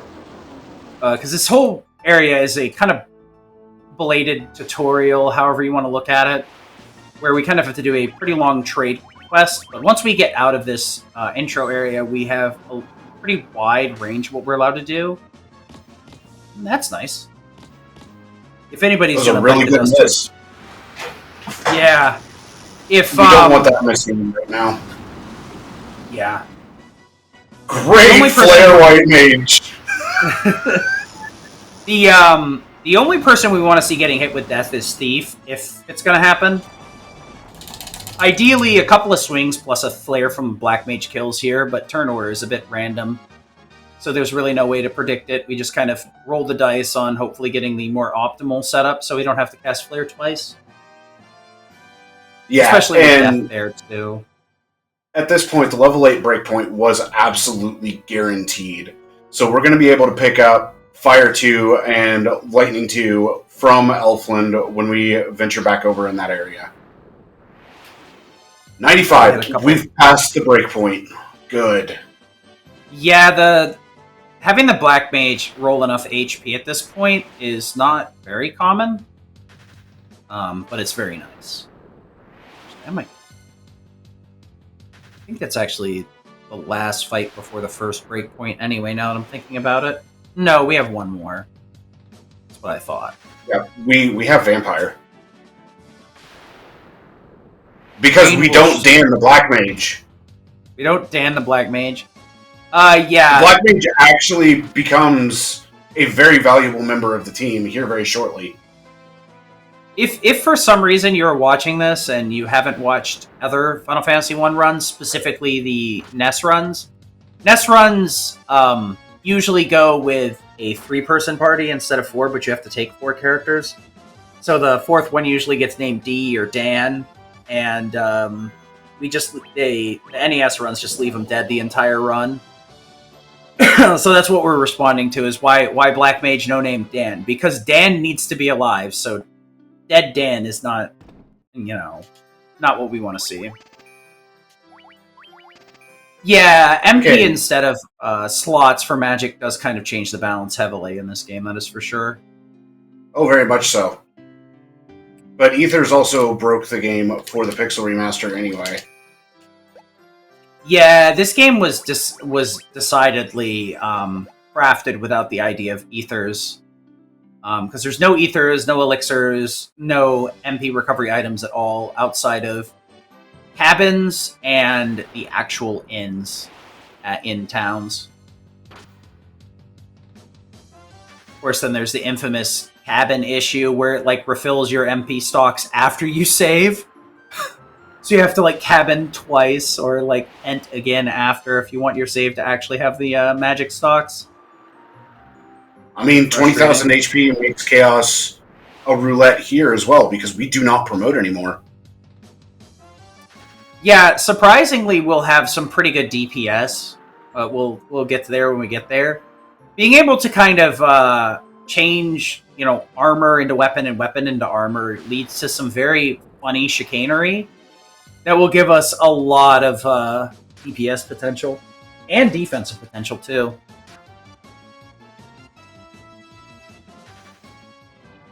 Cabin or house? That's a good question. Cottage. Yeah, we got an EE, we got a Hermes shoes, we went for a third one and got a remedy. Yeah, the third one always feels weird. Because, you really do want 2 emergency exits, and since you can solve the puzzle in closer to 40 seconds, it does end up saving time, and it's probably a good gamble on the third one. The remedy, unfortunately, is pretty much useless, because, unlike the original, it's very easy to get status-removing items, like the gold needles and such. Main one is having the antidotes for poison, since they tick every tile. They chew through your HP pretty quick. There we go. So to answer a question in chat real quick, houses are the only ones that do restore your spell charges in the NES version, but they changed the name of the house into the cottage. Yeah, this game has a lot of subtleties with the translation, because they kind of cycled through a lot of different names. Also, for the gorgeousness of this is actually the PSP 20th anniversary re-release of this game. The, 7th version of this or something like that. Final Fantasy 1 has a litany of versions. Yeah. NES, GBA, WonderSwan, PSP, PS1. We have the Pixel Remaster, and I think there's 2 other ones I'm forgetting off the top of my head. Probably on Neo Geo or something, too. FF1 and 2 NES. Because that was a different version as well, technically. MSX, Yep. So yeah, that's right. I knew MSX. I was forgetting at least one. Yeah, the PSP has a weird bug or rather an oversight, where you can cycle between your weapon equipment and your armor equipment during the attempt to equip something. And because of the way that the items have ID tags, so like your weapons are going to be like 1 through 50 or something like that, and the armor's 1 through 50. So they share the same exact spot. So a hammer can be the same tag as a judgment staff in this situation. And if you're a visual, that'd be a leather cap. But if you're a visual learner, you're about to see exactly what the equipment glitch is. Yep. So yeah, we got a couple of items here. Now we're going to be equipping some Thief's Armlets. These aren't the best armlets in the game, but they have much higher defense and no weight penalty, as well as some speed bonuses here, so they're going to make running a lot easier for us as well. So we just max out on these to pretty much make our survivability incredibly high. There we go. Most shields will crash the game. There's only 2 exceptions, and we'll use both of them. For the most part, we won't be equipping things on the shield slot to avoid that issue. 2 specific exceptions for the speedrun. Yep. The thing is, it needs to have an animation attached to it, and if you actually guard something, it'll crash the game. So that's the main problem. Yes, that is one of them. I don't want to spoil it just yet for anybody that's watching this after the fact. But yeah, that is one of the few exceptions. I'm going to grab some nitro powder here so we can finally blow this popsicle stand. It's a bit explosive. Yeah. TNT, nitro powder, explosives. It's just nitroglycerin packed into a powder. Yep. Just another one of those things that has a billion names from the, 7 different versions that this game has. But yeah, this is basically... Me, sir, you have Thief's Armlets. You should be running. Yeah, I know, right? We were, hitting our runs in the Knight's armor, but now that we have better armor, they're just I don't feel like it. Leveling in Gil, not for the most part. There are a few places where we want to see a certain number of encounters. Because we can create whatever armor or weapons we want, money is never really an issue. We can just make extra Knight's armors to sell, and that'll get us enough cash. For the most part, we only need to buy 1 of anything if we do buy something, because we just need it to fool the game into thinking we're trying to equip that weapon to our armor, or equip that armor to our weapon slot, to transform it into something different. So we really don't need too much money outside of the expendables, potions, ethers, glitchless full bestiary. To answer that question, because glitchless full bestiary is even worse. Yeah, the bestiary would include all of the bonus dungeons from the GBA. There's 4 of those. One that opens up after you defeat each elemental fiend. And the PSP version has an additional dungeon, the Labyrinth of Time. That is in the final. And you've got Chronodia in there with its multiple forms, and then you've got to get all your 1 in 64s, and you have to make sure you get it's so many different things that add up very, very quickly. Yeah. The bonus dungeons are really cool, though. They're not in the Pixel Remaster. Honestly, if you have a way to play this version of the game, or at least the GBA version, they're both really good. The bonus dungeons are very well implemented. Labyrinth of Time a little bit less so. The PSP version obviously has the GBA stuff plus the Labyrinth of Time if you really want to have a bad time. I mean... But for the most part, the bonus dungeons are... It's a bit sad they're not in the Pixel Remasters. The Iron Golem is a part of the 1 in 64s because it is a 1 in 64 chance of showing up on Tiamat's floor of the Chaos Shrine 2,000 years in the past. Yeah. Bestiary percent is has a lot of fun RNG spikes to them. Which, every time I hear it, I'm just like, that sounds abysmal. Just sounds abysmal. So now we finally have access to the greater world here. Yes, you can kind Tia technically has two 1 in 64s. The first one being the Death Machine, the second being the Iron Golem.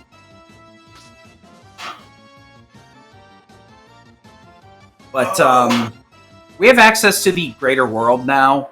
Unfortunately, there's no reason to really go out of order at this point because we have no way to kind of take full advantage of going to a different town outside of buying some items ahead of time. And we have what we need access to here, so we're going to come over here and sell some knight's armor and then buy a set of steel gloves here. And we're going to be good for the rest of the game. Kind of, sort of. We have the Sage's Staff, which will give us access to, I believe that's, hold on. Life. Brain? Yeah. Life. Okay, it's life. Yeah, no. I was, yeah. I wanted to make sure I wasn't talking about the... Yeah, the Sage Staff actually gives us a int boost, so our magic will do a little bit more damage. That's what I was double-checking on. The Steel Gloves here, however, can be equipped to put on the Barbarian Sword. And if you haven't heard of the Barbarian Sword, that's probably because you've never heard of the PSP version. The Labyrinth of Time, if you beat it in the correct method, to get the hardest form of Chronodia, you will get... If you kill Chronodia, the drop will be the Barbarian Sword, which is just an extremely overpowered sword that you no longer need because you've done the hardest part of the game. You can get multiple copies of it, but... Ugh. And I will put it to you this way, that in the All Bosses speedrun, the promotion currently is required, and even then your luck has to be fantastic going against Chronodia.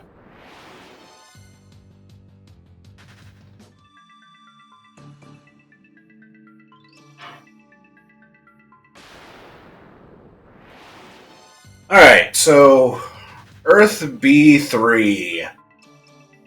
First chance to see unrunnable encounters of the Piscademons that we saw earlier in the Earth Cave, or in the Marsh Cave, not the Earth Cave.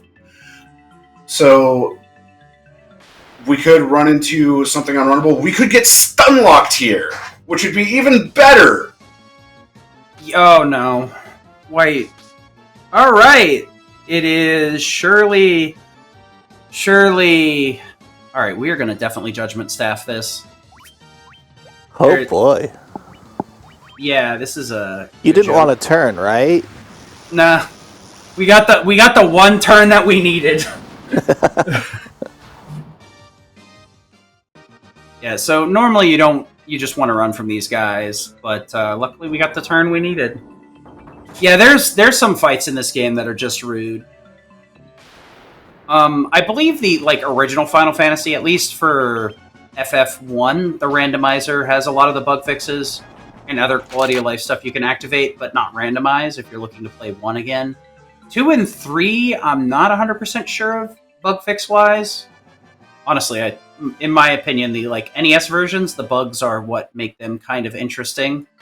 Outside of the ones that make the thief useless, things like that are a bit frustrating.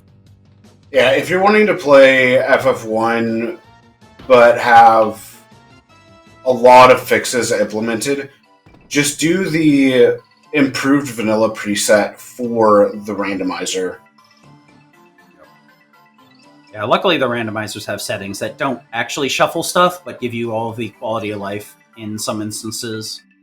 So that's the one nice thing, and the randomizers are so easy to access. You just go to a web page, and you can set it up pretty quickly.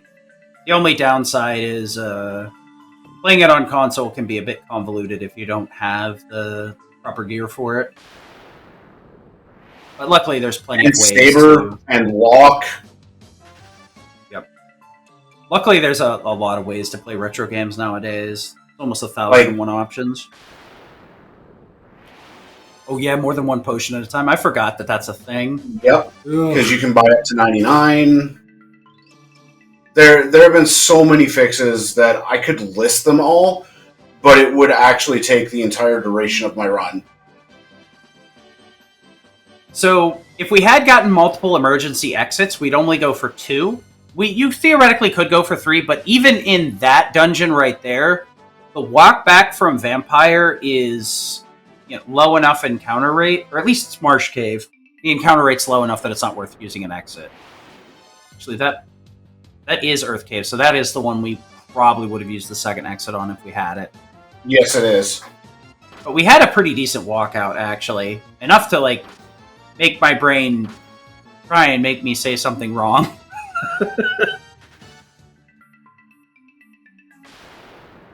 But there's some a lot of these dungeons have 1 to 2 unrunnables, and that's basically what we're looking to not see. We won't be able to run away from the fights, so our option is going to be the fastest way to kill the enemies, which could be Judgment Staff and a Flare, but since it's an 8-second animation, using the Fire 2, Ice 2, Thunder 2, depending on what version you want to call it, Fire, Blizzara, whatever. Thundaga. Is often going to or Thundara. Is usually going to be your way to kill enemies. Thunder. It does electric damage. Yeah. Preemptives are also a guaranteed run, too, so no wasted time there. Especially when you sneak up on your own shadow. So, the PSTV is a console version of the PSP, basically, / PS Vita. No, I think it does play Vita games as well. But basically, yes, it's just an easier way to play PSP and PS Vita games on your TV without needing to buy the AV jack. You can just buy this small console, which really didn't take off very well. It's just an easier way to play this that a lot of people use.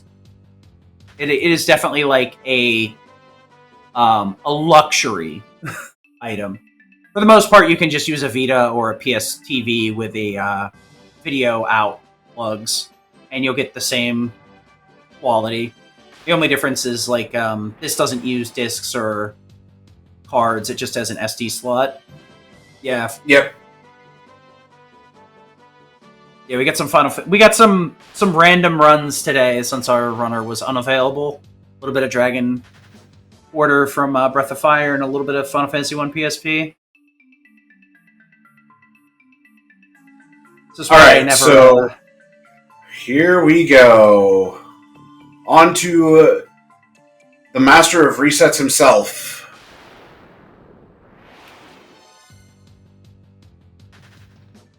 I think so, Puexel. I'm not 100% certain. You can. Well, yeah, you can definitely play PSP games. The problem is you can't play physical because there's no disc slot. Because I used it for doing Mega Man X Maverick Hunter, which is a PSP title. Specifically because they had a Vile mode where you could play as the bad guy. It's a unique run. The PSTV is a very interesting little console. The Pisca Demons are still unrunnable, so we're going to tag them with the Barbarian Swords here, give you a little bit of a preview of how busted they are. And the reason the Thief is doing more damage than the Fighter here is because he actually has higher speed, so he has a higher hit multiplier. You may think that the Thief is a bad choice, but with the changes, the Thief will usually do more damage than the Fighter. The Thief is the highest damage member in the party. Yep. The other thing, too, is being able to equip certain items is what allows us to do the equipment glitch.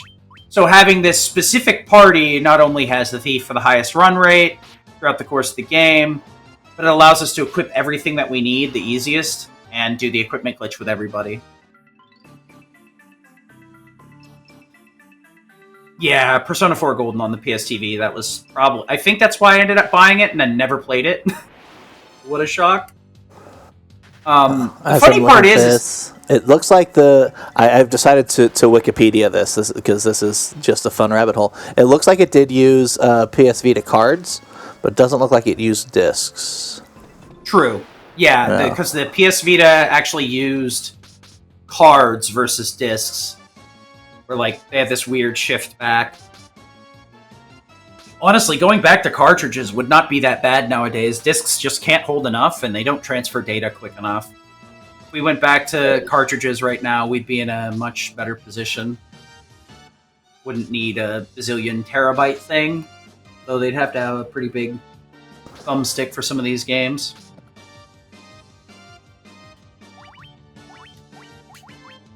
But, Well, yeah, we're gonna. Yeah. We didn't run first try. We got 3 enemies that can paralyze. Yeah. Yeah.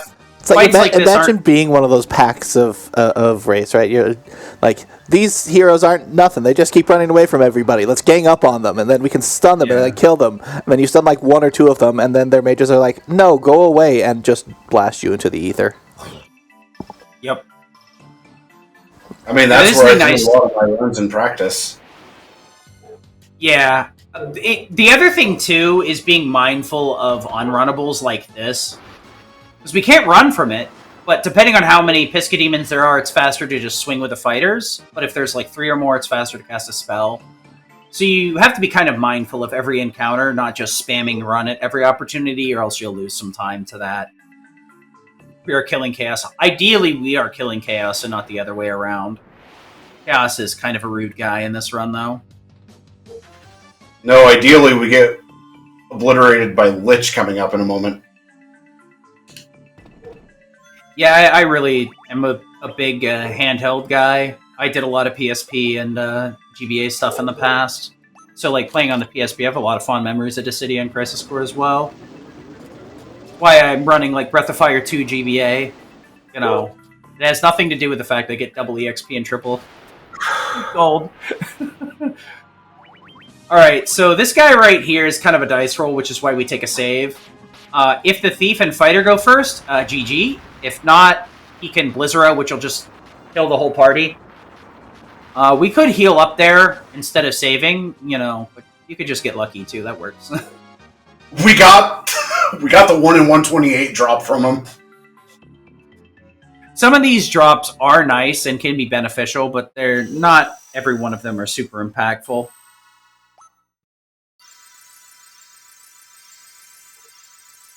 Blessed run. So the funny part is Lich is kind of referred to as a speed bump in the like Final Fantasy community in general, especially in the like FF1 rando and FF1 community. Absolutely not a speed bump in PSP because he is. You can get first turn Blizzard and you're just dead. He is the speed police in this version of the game. No, Lich is just straight up the fun police. Yep. I've seen a few good runs die to Lich. Because the funny thing is you'd think, oh, well, the save doesn't take that long. It's long enough that it kills a pace if you save and then load. So you just kind of have to roll up and roll the dice at this point.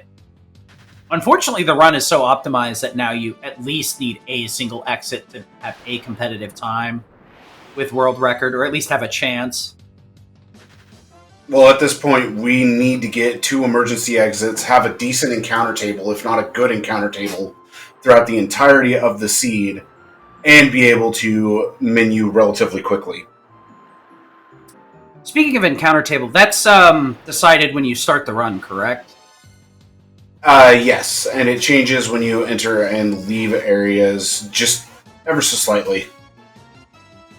I didn't cover this very well in the Dragon Quarter run because I was trying not to be bad at the game, but with Dragon Quarter, once you select and start your file, it actually determines all the points of RNG. And that's a similar type thing here where it'll pull the encounter table, which kind of decides how frequently you're going to get encounters. So that can basically determine how fast or slow a run is.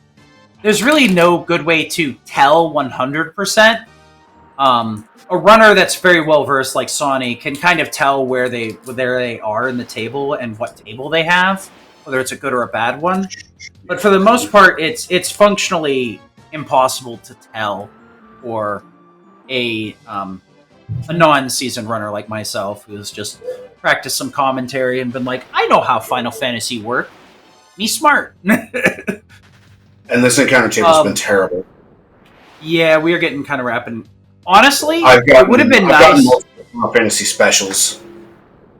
Yeah, the snake fight could have been nice there. Okay. So with encounters, a lot of this is beautiful.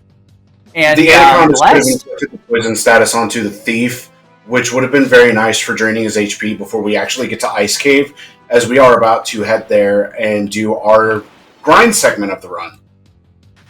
Yeah, I was going to say, the snakes would have been nice if they had poisoned either the fighter or the thief here, so we could drain their HP, but yeah, hey Adam, good to see you. Blessed run indeed, yeah. Yeah, so the encounter table is pretty rude here. A lot of games will just roll your encounter per step, and some games you get free steps. Like the one I've been running right now has been Breath of Fire 2. SNES version, you get 4 free steps, then it starts rolling for encounters. GBA version, which is what I play, will roll after 7 free steps. It's just, it pulls from the table, and if you get a bad table, you get a bad table, and you just take a step, encounter. Take a step, encounter.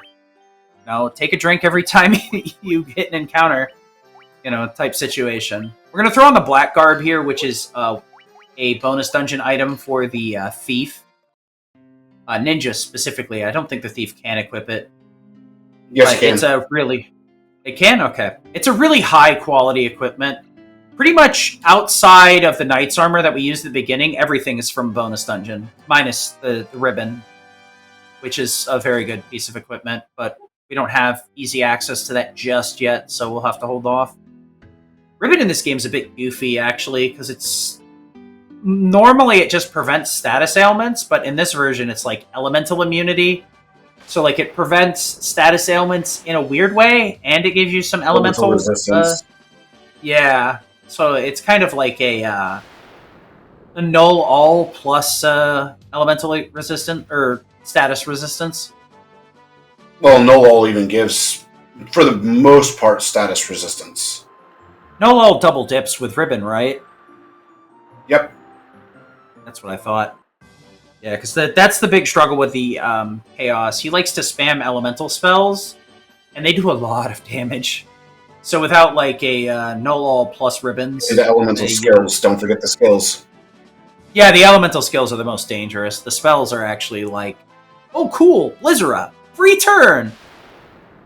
Typhoon? Uh-oh, I'm dead. We're going to take a quick sail down here. Now that we finally cleaned up Earth Cave a little bit ago, we're basically kind of sequence breaking here, but this is more or less like the standard route for anybody that is familiar with Final Fantasy 1 at all. You finish up Lich, and then you immediately book for the Ice Cave here. Depending on how you want to do things, you could also go to the Castle of Ordeals, pick up the Rat's Tail, and then class up as well. After you do the Ice Cave here, we won't be classing up because it's just slower to do the extra 2 minutes of nonsense, and we don't get enough benefits from having spells and better stat growth outside of survivability.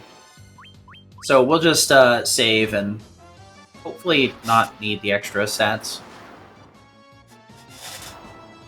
We are going to grind the White Mage and Black Mage in here. There's a lot of encounters that often get used for grinding in runs of this, and the Evil Eye is no different. The EXP in this game does redistribute based on how many characters are alive versus... Well, we may have saved for a good reason. Oh!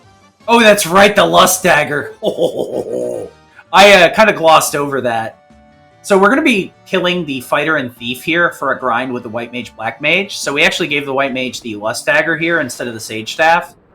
So she could get a nice speed boost.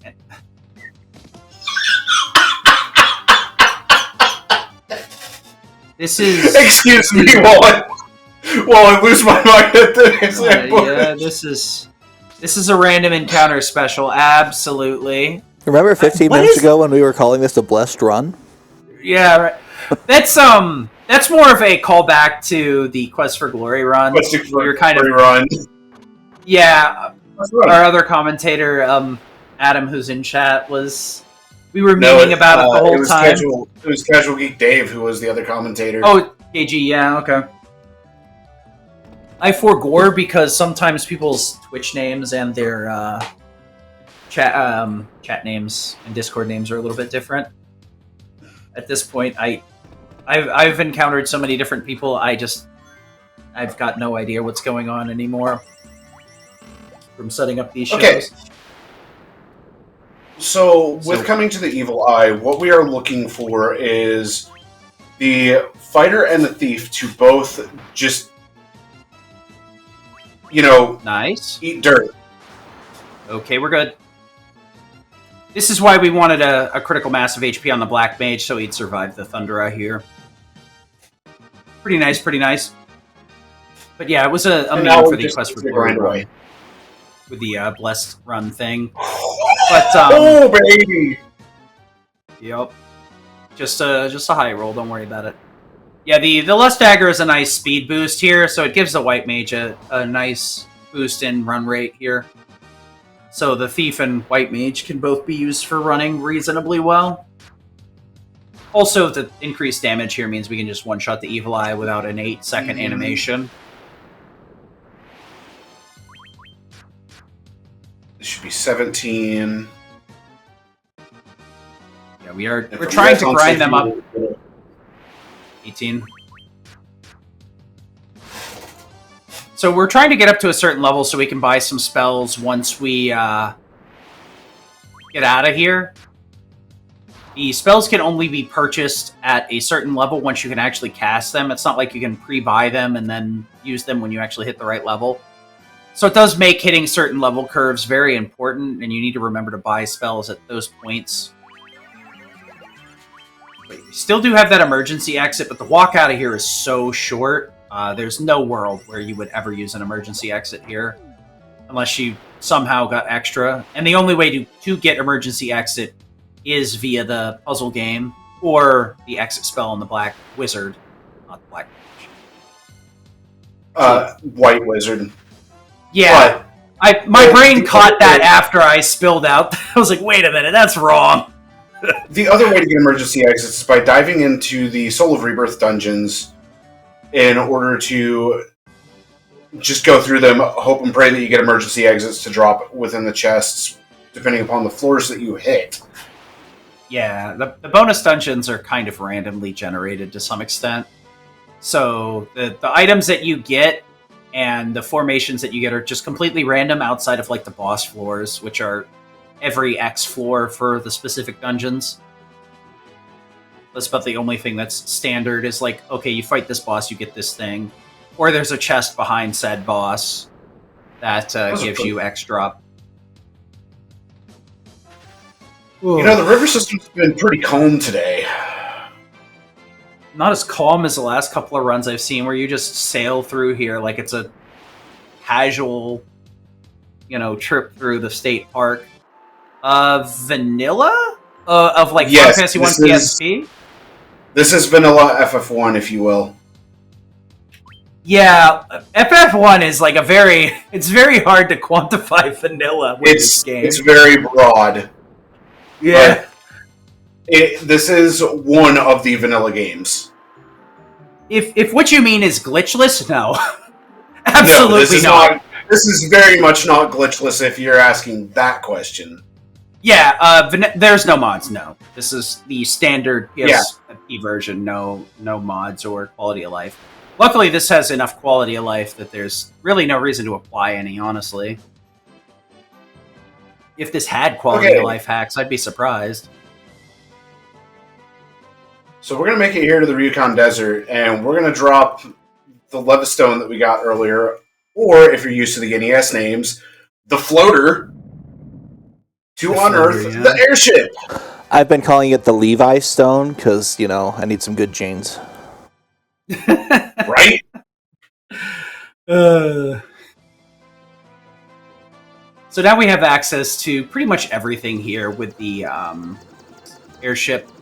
We do need a few progression items in certain areas to actually enter or access certain segments. I will note that the one difference here is some of the versions you can just park on the caravan and then walk out of the ship and then walk back in. But here you don't need to. Oh, we want to buy 11 Giant's Tonics here. Giant's Tonic is one of those bonus items that was added specifically to the GBA and PSP version. I don't believe it's in the Pixel Remaster. They will add a 200 HP bonus to your max HP. It won't actually give you 200 HP to your current pool. So we will need to refill that, but we're going to need that to hopefully survive the final boss fight. Our Thief and Black Mage are going to be suffering pretty low HP growth throughout the course of the run, to the point where increasing their maximum is going to be the only way to get them to survive.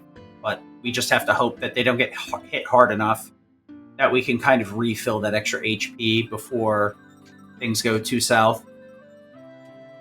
So yeah, and boss strat. The reason I beat Evil Eye so quickly, multiple times over, is because I have the Lust Dagger equipped on the White Mage, which just causes it to do an astronomical number or amount of damage at this point in the game. On top of that, it gives a very significant agility bonus of 15, then allowing it to have first action within the battle. Yeah, all the items that we have equipped now are from bonus dungeons, from the GBA bonus dungeons. So we're kind of really overpowered, because normally you have to go through several floors of absolute silliness. Very strong enemies, especially very strong bosses that would very much slap us down if we tried to wander in there with standard equipment and the criminally low levels that we have right now. So luckily, the equipment glitch makes this a very different run, and I'd say entertaining from a different aspect. The difficulty is kind of hard to convey, because the difficulty in this run is mainly doing the equipment glitch properly and reacting correctly to each enemy encounter. And then, unfortunately for some of the bosses, it's just cross your fingers and hope they don't do the worst thing. But for the majority of them, it's just hit them very hard. Barbarian Sword kind of does a lot of heavy lifting once we get it. We do have to head into the Sunken Shrine here to grab some items and a progression item that will allow us to get to the last portion of the game. This is one of the arguable places you could have if you had a third exit, you could use it so that you could leave here and then re-enter rather than having to walk back out. But it's the way that the prize pools work for the 15 puzzle game, it's very much not likely that you will roll a 3 encounter or 3 exit prize pool. So if you get 2, you should probably just stop. Yeah, we're not classing up here. Absolutely. We do not promote at all.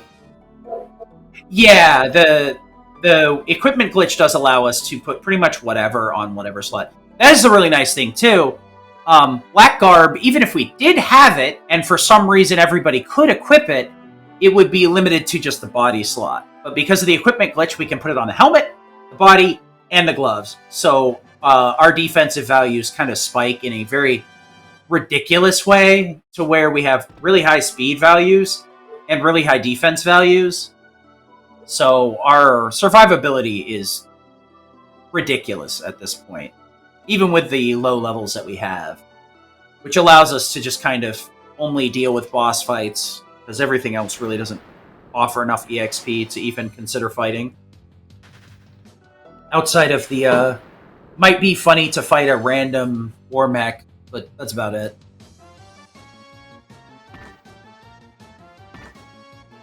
The spells are actually very useful in this version. There are some runnable encounters in every single dungeon, and most of those encounters are either weak to fire, ice, or lightning. So Fira, Blizzara, Thundera, for the most part, will one-shot those enemies, due to having Sage Staff with a little bit extra 10-plus intelligence, like this. Because our other option would be using the Judgment Staff, which is an 8-second animation, versus the Thundera spell there, which is 6. And it's also a little bit easier to cast spells rather than digging through your inventory to find the Judgment Staff wherever it is. So or even going into the reveals, getting the gauntlets in order to have Thundera. Which, you know, that question on the prestige classes that was posed earlier, The reason that we do not class up is because it takes about 5 to 6, sometimes even more minutes just to get through the Castle of Ordeals. And by doing this route, it does make Chaos more of a lottery, but it cuts out that 6 to 7 minute detour. Yep. It's one of those weird ones where, like, for safety, having the class up would increase our possible stat gains per level. So it'd make our lives a lot easier. But it's so long that even in a marathon run, it's not worth it. Honestly, you'll get the same amount of time if you have to reset Chaos, unless you like have to reset Chaos twice. It'd be about the same as going and getting the class up. Yeah, the Thief getting haste and temper is very nice. It is another like justification, but because we get access to the Barbarian Sword here, our damage is so high that really haste is the big breadwinner. And we did get an extra. We did get access to an extra Hermes shoes during the puzzle game, so we'll be able to cast haste via item and speed up the final boss setup a little bit.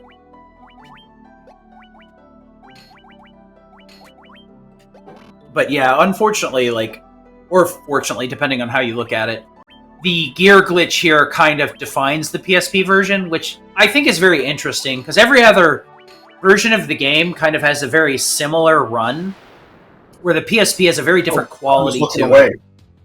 I was looking away. I didn't even see what the encounter was. This is what I was referring to earlier. This is an Unrunnable, the good old Sahagan Wagon. The run is very much paying attention to these encounters and making sure you don't... Oh, nice! We get to see the ribbon animation. So we did equip the ribbon on our shield slot.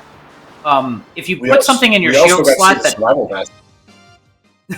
Yeah. If you put something in your shield slot that doesn't have an animation attached to it, it'll crash the game when you successfully block. Fortunately, both the survival vest and the ribbon do have an animation for whatever reason. The ribbon I find is the funniest, where it's like swinging a sword, so you're like parrying with a ribbon somehow? I don't know. But that allows us to have access to the ribbon. It's a gymnastic dance routine. You just go at with the ribbon stick. The baton of it. Nice.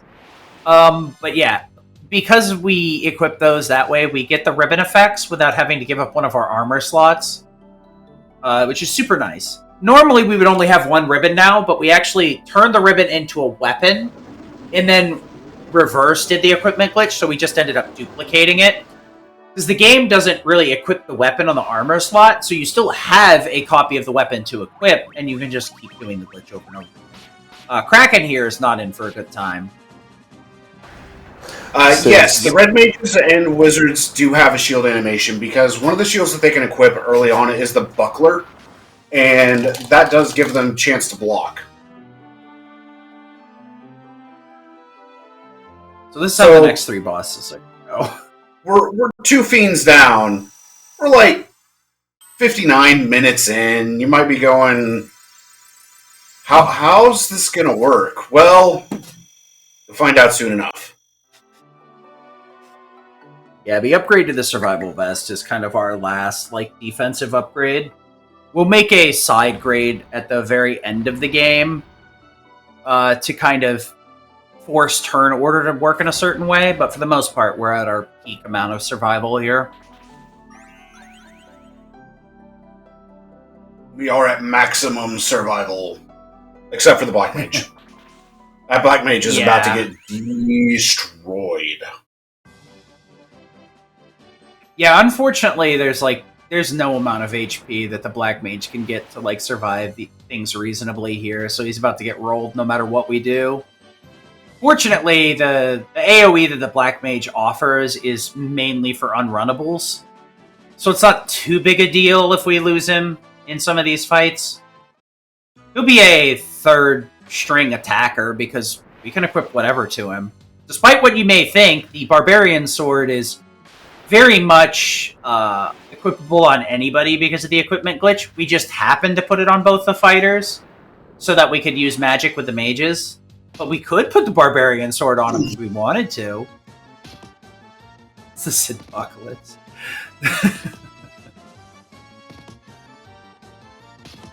I love getting ambushed by 7. The waterfall cave here is mainly why we wanted to keep the exit, because these fights are abysmally hard to run from. They're plentiful, and they're the pits.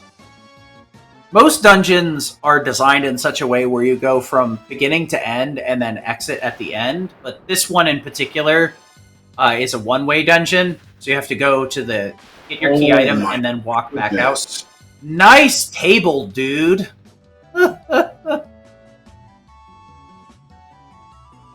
It's 8 encounters and I haven't even made it to the bend. Yeah, pretty much.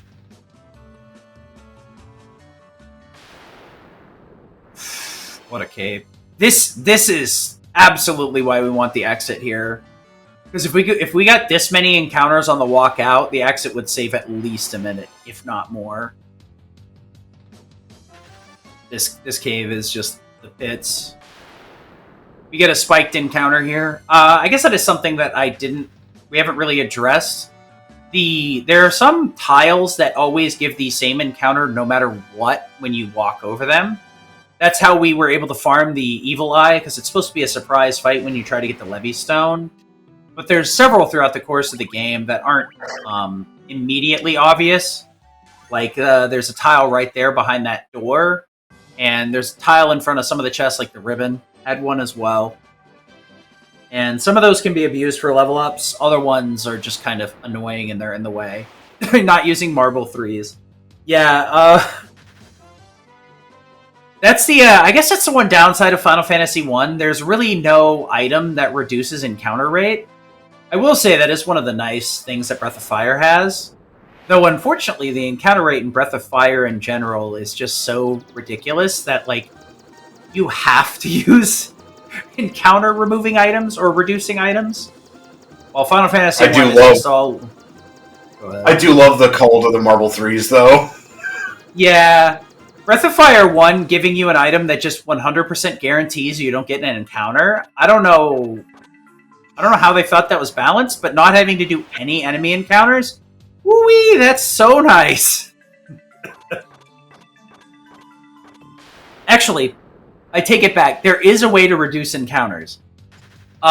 These lava tiles here cannot give you a fight at the cost of taking 1 damage per step. So we're going to optimize this volcano by just spamming the lava tiles as much as possible. The longer we stay on the lava tiles, the less chance we're going to have fights, because obviously we can only roll encounters on these standard tiles that don't deal damage. And our level is so high that there's very few things that are dangerous to us. Don't say it! I had to finish the sentence! Because I gotta give shoutouts to my boy Porsyth.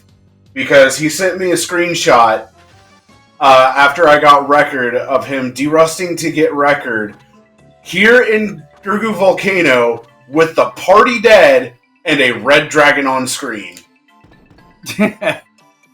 So, you may think, wait a minute, we were at like 1 HP a second ago. Why are we going into this boss? We are over-leveled. And we have really good gear. So our speed is kind of ridiculous at this point. So Carrie's not getting a turn here. Or Merilith. Bye! 1191. Mm-hmm. Here, that was a good The white mage did not drop down to 1 HP. Yeah, the white mage has actually pretty ridiculous HP growth. They're usually very squishy because they get bad armor, but we kind of fixed that. The white mage has really good survivability, actually. I mean, if you want to try to summon it, PX, go for it, because I still have yet to see one in a run. Yeah, it's been a while. I don't think I've seen one yet. I've never seen one in a run. Like, in one of my runs, I have never had a war mech encounter. With this show, it's actually pretty likely. More likely than you'd think. If there's any way that it would show up, this is the time. So exactly. we could be spamming potions here to heal, but we're actually going to be upgrading our magic since we finally hit enough levels to learn all the spells that we want. We're going to grab Healera here, which is our main healing for... No. Well, eventually. We're grabbing Haste in this here, yeah. We could grab... Now we go grab Healera. Well, fine. I'll say it in the right way. Haste is the main damage dealer. Honestly, it's going to double our attack rate. So it's just going to really spike the damage that our barbarian swords could do. My brain just was like every B word that I could think of. No, not those. We ether here so that we can start spamming Healera. So healing the whole party is going to be a lot easier now. Good old Trunks over here. Yeah. Yeah, it's still a 1 in 64. Yeah, so some of the NPCs can lock us into positions, but looks like this one is... Uh-oh. Never mind. Oh, no, we're good. No, Future Trunks was kind today. It's the Lufanian football team that's going to be the problem. Yeah, the linebackers are going to give me a bit of an issue. Doing a bit of translation stuff here so that we can get through the main story. Because we have to translate this item so we can talk to these this lost village because they use a language that isn't standard, so that we can get the item that allows us access to the last standard dungeon that isn't the final dungeon. Sid, I have but one question for you. And I'm going to ask it in their language. Lupa? Lupa.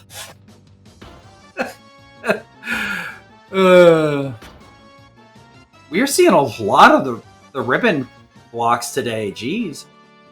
Well, we're getting ambushed a lot. True. I've seen like a lot of runs where I'm like, I want to see the animation, and we've seen like 90 of them. I feel like.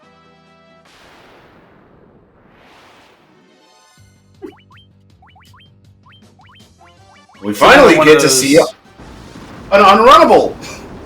Yeah, I was gonna say another unrunnable here. Fire is not quite enough, so we're gonna use fire again. I mean, this might be enough depending upon my level, but it's not something I'm willing to chance.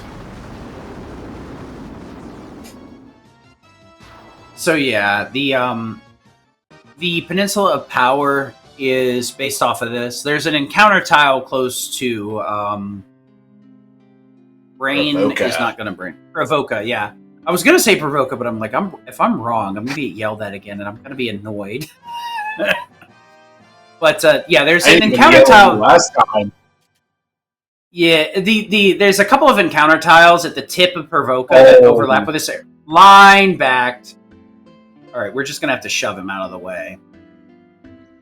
Get out of the way! Oh no, they're gonna tag team us. Cool. And those are the linebackers. Lufanian linebackers. Mm-hmm. Cue Discord soundboard. Yeah, pretty much. But yeah, this is the area that overlaps with the Peninsula Power Provoca. Obviously the zombies or zombies are the ones that you normally want to see, or Minotaur zombies, because you can just spam fire and kill them pretty consistently and get a nice spike. That you called them zombies. The problem is like, even though I've played most of the modern ports of this, like the NES one just kind of lives rent free in my head. I feel like I've played that more than anything else, which is weird, honestly.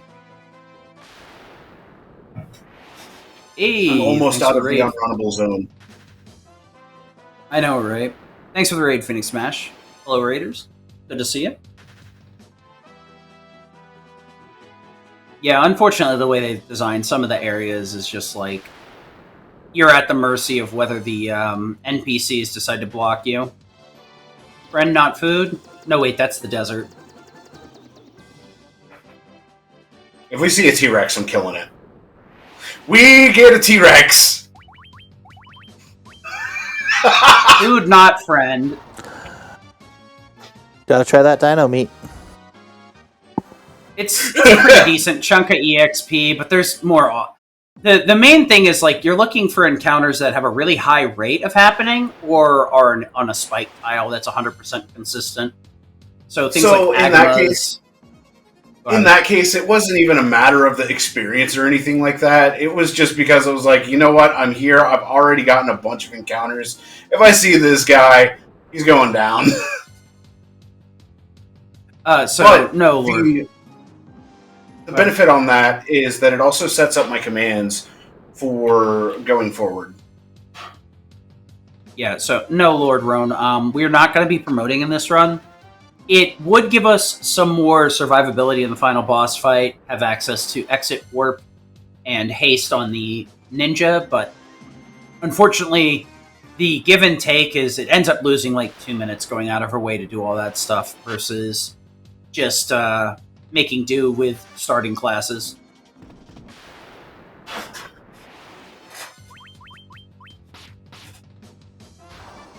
Because we have access to things like the Barbarian Sword that are from the PSP bonus dungeon. Nice encounter. Well, at least it was... I'm actually okay with that one, because it was right after the spike tile.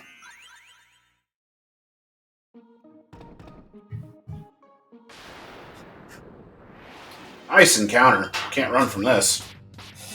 Yeah, so... the way that the game works is pretty much anything that was unrunnable at any point just kind of retains that ID. No matter where you encounter it, whether it's on the spike tile that is intended to be unrunnable or just like in later dungeons. Not sure if they just couldn't figure out a way or they're like, you know what, this is intended. We're just leaving it. They linked it. Yeah, I mean, the thing at the end of the day is I just am unsure of how the programming works with this game and how the designers decided to tackle it, since there's like 7 different ports of this. This room is like intended to be a maze, but it's as simple as 2 to the right, 2 to the left, 1 or the other, and then up 2, down 2. It's faster to go right up, though, because of where the teleport tiles are. But I know a lot of people have kind of wandered around here and like, what is going on? It's actually just a 4x4 grid that loop on the left and right and top and bottoms. Alright, so we are on the fun floor. There is a chance we see Warmech. I have yet to see him, but I'm going to find out. That's not Warmech, but that's just as annoying.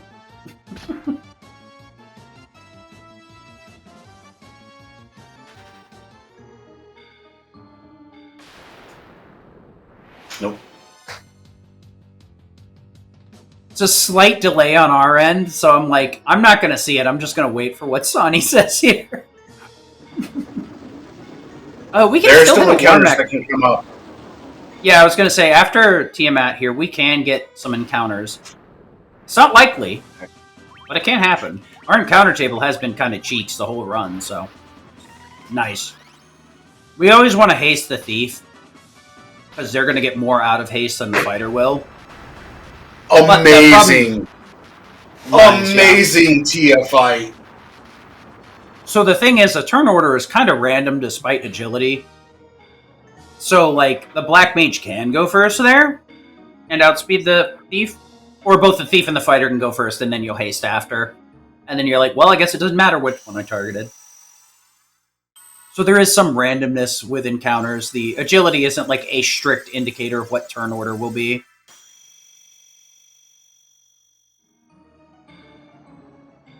It's a very interesting fight. So we've gone through all of the Elemental Fiends dungeons at this point and unlocked all the bonus dungeons. Bonus dungeons We are... have- Go ahead.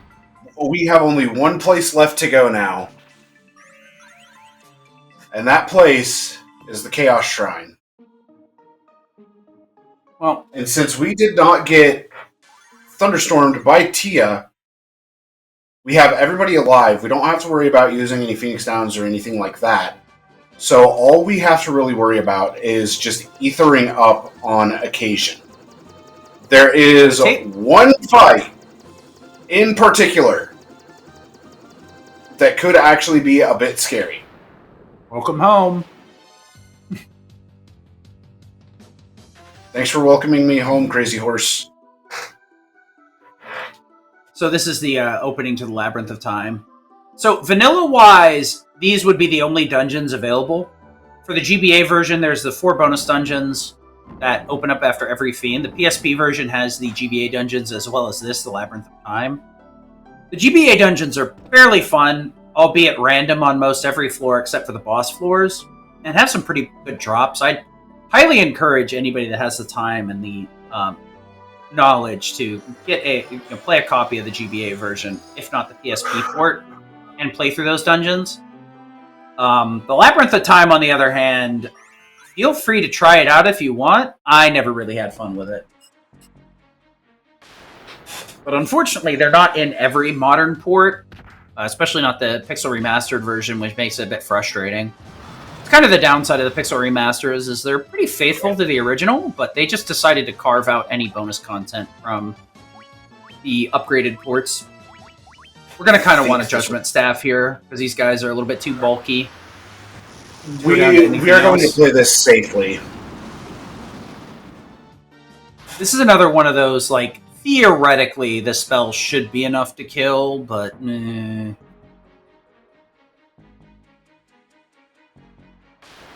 Is it my friend Jim? No, it's these zombies. Fire! Yeah. Fire! Luckily, the elemental weaknesses make some of these fights very quick. Ideally, we see runnable encounters. What? Funny. You did, yes. You got a Mega Elixir. You absolutely did. Okay! Chaos is free now. I'm not kidding. Chaos is free. I feel like it's always free to invoke chaos, but maybe that's not what you're talking about. Yeah, the final boss's name is actually proper Chaos. The Garland goes through a time loop and becomes some sort of like transcendent being that is just pure chaos. But remember earlier how I mentioned the giant tonics are used to increase our max HP, but don't fill our current HP pool? So the Mega Elixir there means we can refill everybody instantaneously. Because right now, our Healera is our only method of healing the entire party, and it only does about 150, which means we can barely keep pace with Chaos's damage. But with the Mega Elixir, we can just refill everybody instantly, and we don't have to really worry about much, unless he decides to start going really rude on his offensive actions. All the gas dragons. All of them. Yeah, so the reason that the names we're using are somewhat inconsistent with what you're seeing on stream is a matter of just the multiple versions of this game having multiple translations. So that's the one thing with like running this is it can be a bit frustrating because there's like 5 or 6 different names for most things in this. At least it feels like it.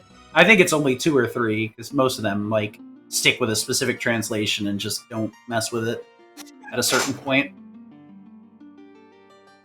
So once again, we have like a litany of different encounters on every single floor. So we're going to need to react to which unrunnable we get and attack with the... I believe the Heal Rod just casts Heal, not Healera, which is only like Correct, 30 to 60. Heal. Yeah. It is the rune staff that Tia 2 drops. Casts Healara. Yeah. The main reason that you would want to class up is honestly not specifically for exit/warp Haste is very For nice Healaga. too. Yes, the White Mage's Healaga lets you heal a lot more per turn, or heal 3 for the entire party, versus heal 2, which is only 150. So I think it's closer to 250, 300, which makes surviving guaranteed. With Healara, you're kind of treading water the entire fight. But yeah, the Heal Rod and the Heal Helm both cast Heal. They work pretty good in concert, but the problem is your DPS is going to be stymied pretty hard by using 2 turns. But if you have 2 mages, depending on whether you want to use their spells or not, determines things. And this I was going to say, isn't this unrunnable? Yep. This is the trick, is reacting to the different unrunnables on every floor quickly and efficiently. This is what... Ideally, in like a world record run, you just don't get unrunnables at all, because they do eat a lot of time. But this is what will determine how efficient you're going to be at this run, and how good you're going to be, is reacting quickly to unrunnables. Not every run can get a godlike encounter table where you just walk through areas and get like no fights at all. Which I've seen a couple of rivers in previous runs from Sony where you just straight up got no encounters, and it was like 3 fights in the Frost or the Frost Cave. It's kind of wild what I've seen. Oh yeah, these can cast stone here. Holy and They're stone cast. Yeah. But luckily we have the ribbons here, so we can't get stoned at this point. Flare and Holy are neat. We actually have the Judgment Staff, which will cast Flare for free. It's an 8-second animation, and the damage isn't as good as hitting things with a Barbarian Sword, so we really don't want to use it. Holy is pretty good, but it's not worth the extra effort. Lich Rate here is the more, once again, a stumbling block here. We're hoping to see Haste first. Nice! Alright, that was a crit and Haste first. GG. Yeah, speaking of Flare, he can cast Flare. Flare. Lich 2 can open up with Flare and just can't open your party. Yeah, both Lich fights are actually very dangerous, which is kind of why I was like trying not to be like, oh, he opens Blizzara, and if Blizzara opens, we die. Or, he opens Flare, because this game is kind of... people are very superstitious about it, where it's like, this game is sentient and hears you speaking. Okay. Calm down, Thief. Getting the haste off before the thief's action is so good. It is so good. It's not guaranteed at all. We're getting really good turn order. Unfortunately, the encounter table has been, prohibitively bad. But in terms of, quality of the run, we've done very well reacting to our unrunnables and dealing with the luck that we've been dealt outside of that one encounter where you look the other way. But I'm not gonna pretend that I don't do that. I'd be lying if I tried to say that. Water elementals here are pretty frustrating. They're weak to ice, and we could get Blizzara, but our damage ranges are such that we can't really guarantee a kill. So it's just better to use Flare, which means we lose an additional 2 seconds versus Blizzara. It's a very frustrating fight where we just don't want to see it, or we want to see 2 of them so we can just slap them with a sword and go on our way. Well, we can't see 2. It's anywhere from 3 to 6. Oh, is it? Okay.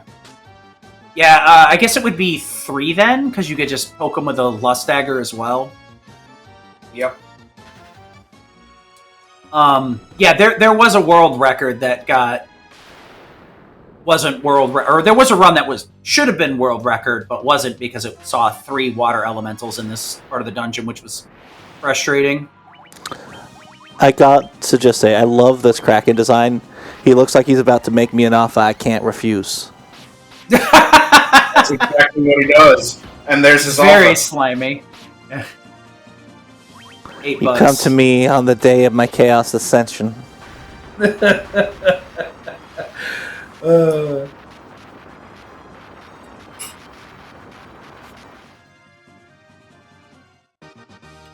right. That's actually an interesting idea. Having a port of the 1 through 6 where it has the different graphical styles as a toggleable option.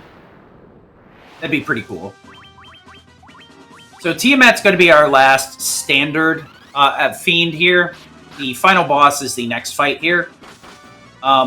Most people probably think, why don't you go grab the Mazamune? It's just not as good as Barbarian Sword. Barbarian Sword's stats are just so ridiculous that it outpaces Mazamune by a massive amount.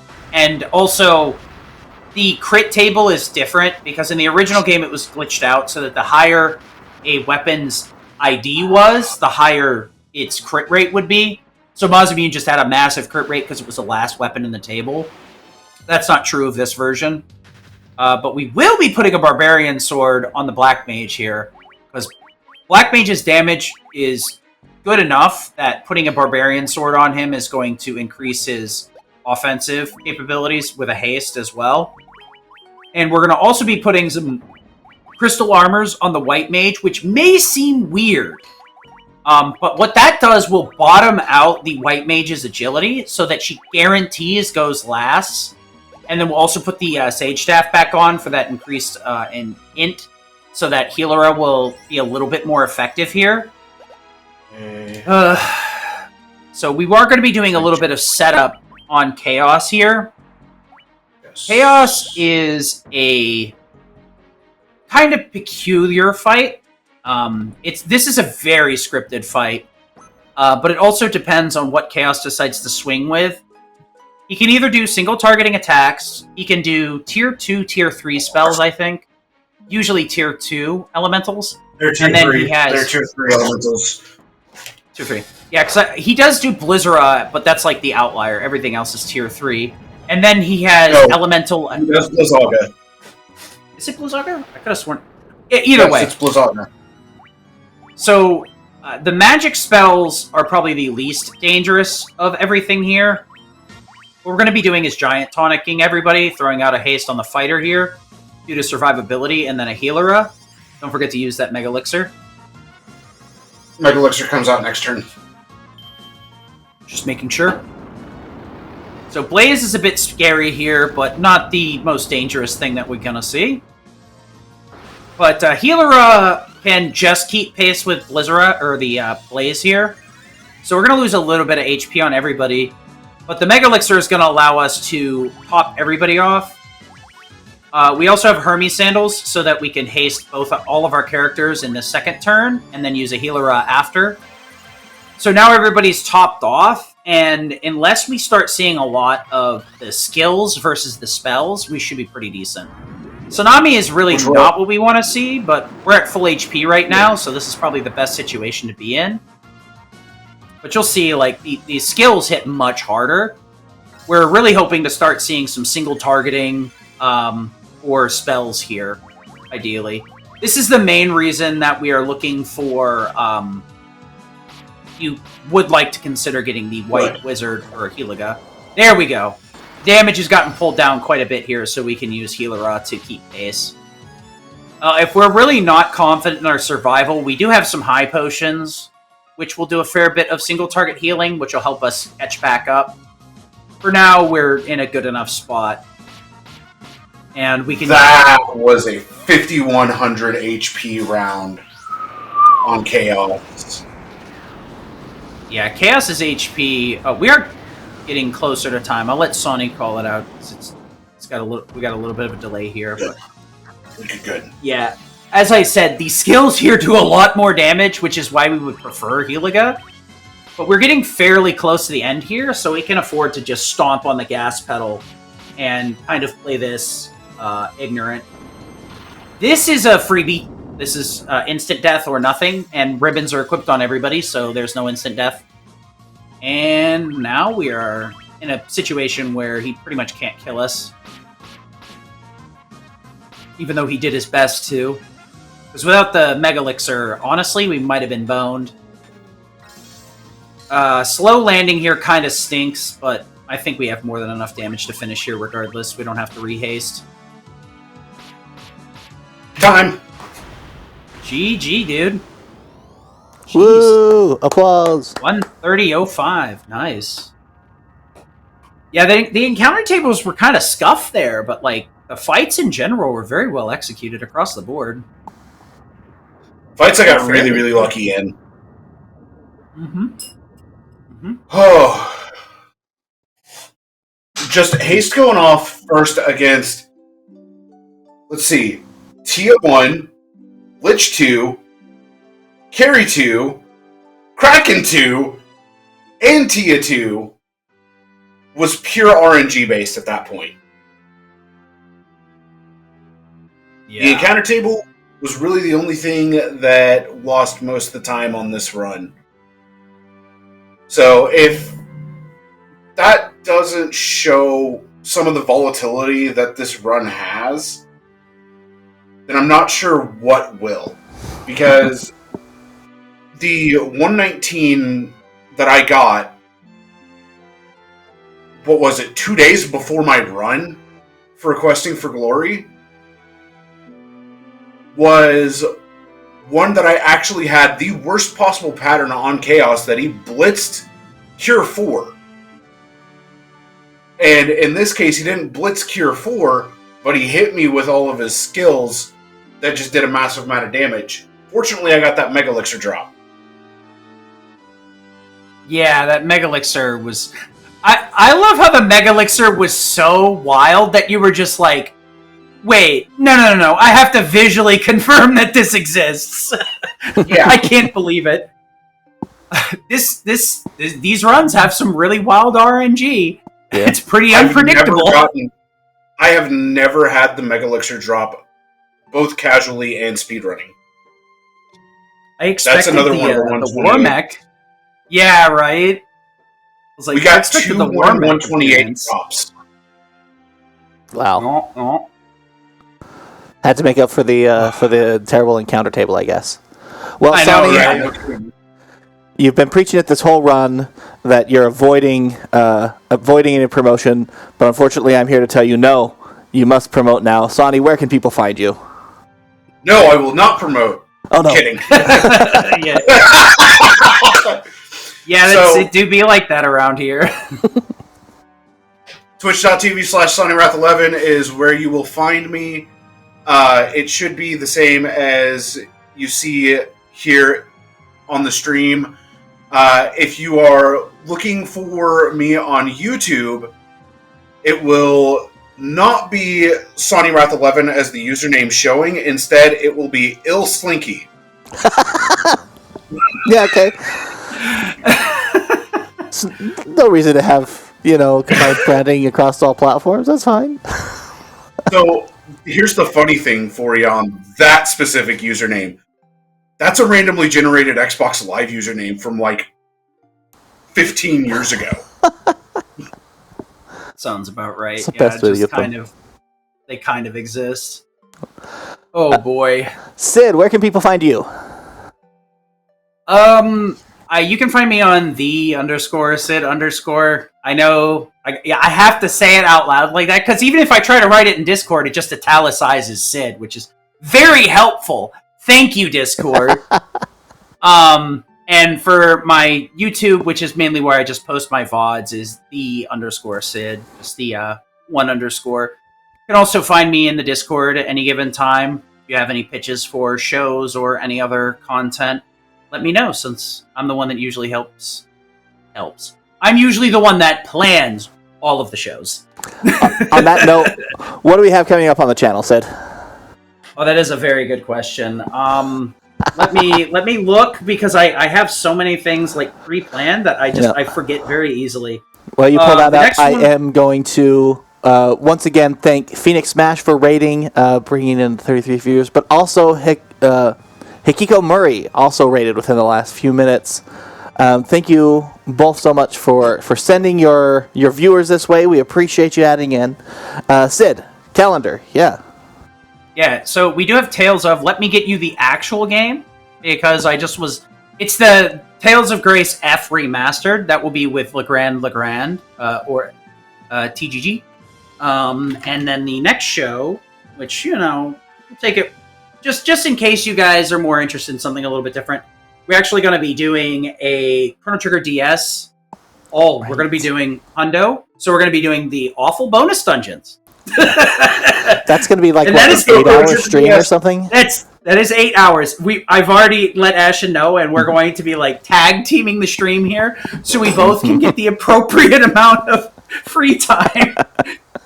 And then the next day, in 3 weeks, will be Mega Man X Command Missions, and I think that's about far enough out. If you really want to see the rest of the calendar, you can easily access it through our Discord or our Twitch channel that you're currently watching. We have a lot of shows planned up till the actual event just to make my life easier. Then maybe once we get a little bit closer to the event, I'll start doing a few things after, but I've got a lot of stuff I need to plan. Hopefully you guys like the calendar and can find one or two things you like. Yeah, speaking of, we are, of course, RPG Limit Break. Most of the stuff that we do is in service of being able to do our big yearly marathon, which is coming up. It's in May this year. May most years. May 17th through 23rd this year. We'll be in Denver again, different hotel. And keep an eye out. Our next big milestone or thing to look for is on March 8th. Our volunteer submissions, our applications will open up then, and the big one is the game schedule will be releasing on March 15th if you're interested in either of those. All right, Kitty. Yep, I do. I do have a raid target for us. Yes, yeah, absolutely. Fortunately, I remembered before we got too deep into that. I actually have one of our OG members, Brosentia, is got some Cuso Grande going on today. For those of you that don't speak Weeb, that is Bad Games. Bad Games. the specialty of Brosentia. So we're going to send you guys over there, and hopefully you're going to have some fun with that, because the bad games don't have to be bad. If you get what I say. Okay, yeah, I believe you. All right. I mean, we just got done playing Dragon Quarter, right? Exactly. All right. Thank you all so much for watching. We'll be starting that raid just after I transition over. Please go give them a whole bunch of love, and we'll see you all next time.